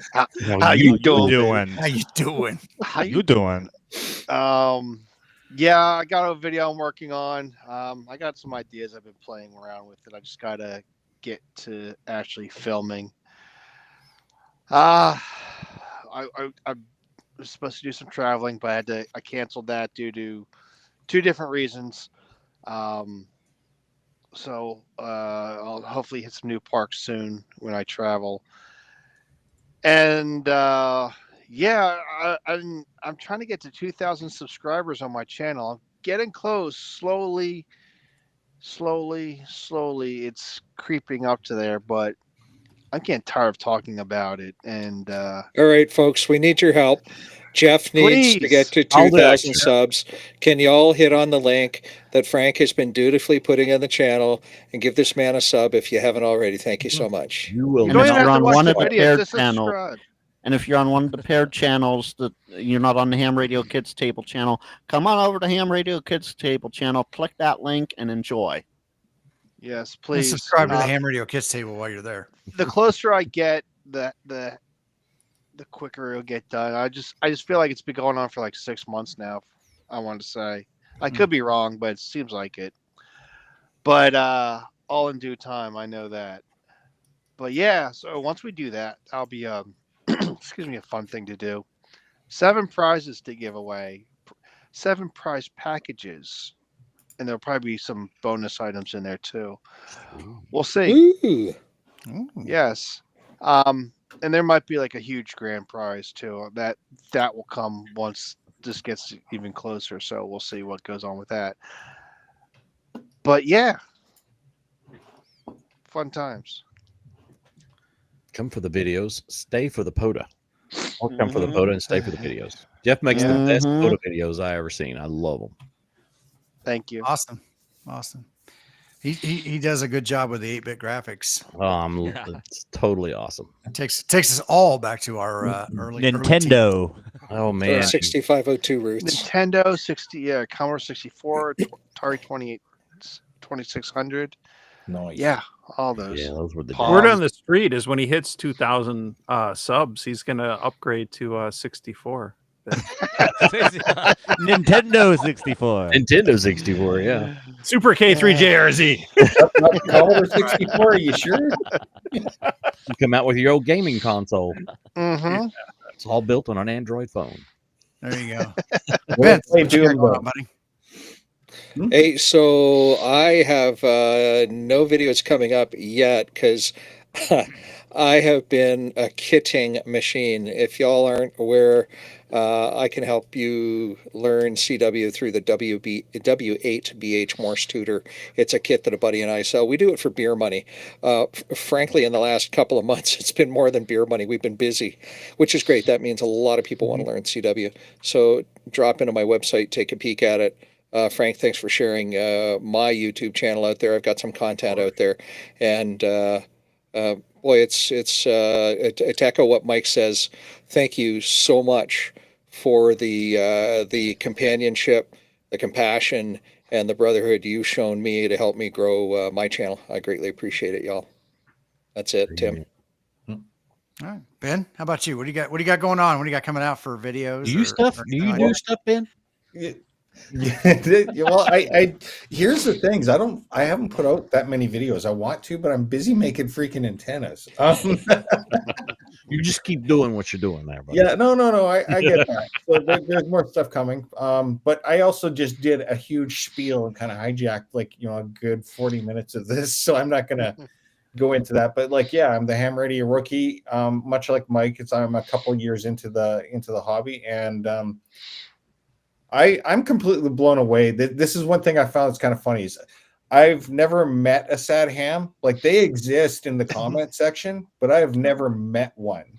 Right? Like, it's one thing that, like, you go out to these coffee meetups or you meet somebody like Vince or whatnot, and 99% of them are there to share their knowledge, and it's just this wonderful community. I just absolutely adore it. I've done props and special effects and engineering and stuff, and some of those communities are toxic as hell. So this is really nice. Awesome. Yeah, that's all I got to say. Thanks Hey, for coming Tim. and being with us. Tim, what about you, man? What's coming up? I had a video in the works. I'm going to pull it for financial self-preservation, legal reasons. You can't I afford didn't to think, I was actually doing some handling of live electrical circuits, and I didn't think that it sounded good on paper. It sounded good when I filmed it. When I was editing, I'm like, I don't know if I don't want somebody getting hurt. That's the bottom line. And if somebody wants to learn electrical safety, I mean, obviously, learn it with somebody who is qualified, who's trained and can help you do that. I don't know if doing that from a YouTube video is the best thing. So, got some other projects. Obviously we're getting warm weather back here. I got shut down because of the cold weather from doing the antennas and everything. Bringing all the radio gear from the house out here to the ham what did my wife call it? Ham sandwich. Not the ham shack or the ham shed, but she calls it the ham sandwich. Bless her heart. Yes, bless her And heart. so redoing that, doing the electrical and everything. I actually did have Testman reach out to me. I'm a big fan of good enough, right? And in amateur radio, good enough is good enough. We don't need to waste our time sometimes buying the most expensive of everything, or the if it's good enough, it does the job. It's good enough. And I like to find test gear. Like, I'll use a Nano VNA all day long.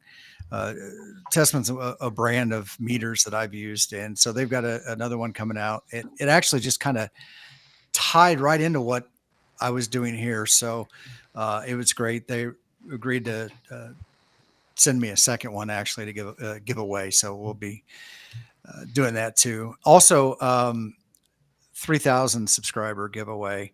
I've got a video coming out. I'm going to do one last push. We've already crossed over it, but and everybody, and then we'll be giving that away. And that's the prison edition of the 5.5 amp hour battery. And no, Freddie Mac, you cannot put it in your prison wallet. Well, you probably could, but it is a 5.5 amp hour battery in the clear wrap, which is kind of unique. Dennis has only made a few of those batteries, so it's you're going to be the owner of that will be I think it's probably less than 10. I know I've got a couple. Well, I got the one, and I got the second one that given away, and then I know Frank has got one. It's a very small community of people with the prison edition of batteries. So that's what we got going on. And before we wrap things up all the way, Paul, even though he's not on screen anymore, he just gifted 5 memberships to one of the paired channels, and I see Quirky James got one of them. So maybe James is hanging out on it. Yeah, maybe because I've gotten them when I've been in work and I've gotten home hours later and gone, oh, I have an email of a gifted membership. Cool. Well, it's because we're using your channel. Oh, right. Yeah. Okay. I also looky there. Look at him, James. We've had all kinds of T-shirt ideas for you. So if you haven't been watching all night long, you're going to go back on Team Replay. Yep. All 3 hours, James. We've been making you money, dude. That's right. And remember, spurious commissions. I need to get paid. He gets a 12% commission for those. I will say this. I want to thank everybody that's watching and has watched and is subscribed to all of us and the Ham Radio Kids Table and whatnot. I want an extra special shout out though to Andy Cowley. He's in the chat. It is what 2-3 o'clock in the morning over there right now. Oh, He is there for all our premieres. He is there for every live stream. Andy, I have you on Facebook. You are awesome, my guy. Thank you, Frank. You didn't. We've already determined. We've adjudicated that Andy Cowley is a bot. Oh no! I caught that, but I have proof that he's not. Okay. We just got proof of life. We haven't gotten proof of life yet. I think Freddie Mac has requested proof of life. We're working on getting proof of life from Andy Kelly, our brother. But yes, Andy Cowley is a huge supporter of all the live streams, and I think he is the first in just about everybody's chat live stream Almost. chat or premiere chat too. So, which is awesome. Now it doesn't. He's over. I think he's over in Europe, so he gets a few hours ahead of everybody else to it's currently 2 or 3 in the morning over there. 3 in the morning. James, yes, the shirts, and also how dare Tim, solo me for just a second. You can feel free to hit the dump button. This is a Frank rant coming. I can feel it. No, James, how dare you tease me like that? Loomis, tomorrow you're going, really? How dare you tease me? I have to go back into work in 2 hours. How dare you tease me? No. Have fun. Let me know on Thursday night on the NorCal Swap Net what you find there, please. Find all the good stuff. Tell them you found all the good stuff just to make them really go ape. Tell them you got a trunk full of Motorola radios. Vince, I already know the usual suspects for Loomis, so I'm good. It's a local ham swap. It's one of the first ones. It's actually the first one of the year. Tim, thank you for being our mission control this evening and handling the Brady Bunch. Yeoman's work, man. Yes, thank you a bunch. I'm still learning. This is all new to me, but I appreciate everybody being here. And we have started, I think, hopefully, a very, very fun thing with the Ham Radio Kids Table.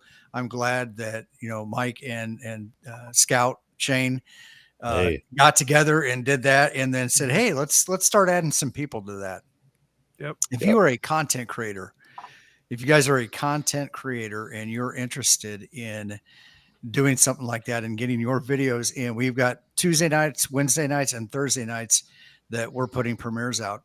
Reach out to us. Let's see what we can do to get you in with the group, because we're here to help. We want to have fun, not only just in amateur radio, but also documenting our hobby, our journey, and getting it out there for the next generation, because adventures. This is tomorrow's classroom. It's today's classroom. What am I talking about? This is today's classroom, and that's kind of been the driving force behind the kids table. Is it's not about age; it's a mindset. So, right on. Yeah. Well said, Tim. All righty. Well said, indeed. So, with that being said, I got to shift hands to my left hand so I can click on the thing. I guess everybody, say bye. A stranger. Later. 7-3, ham smarter. Come on, y'all. 73. Hold on. Woo!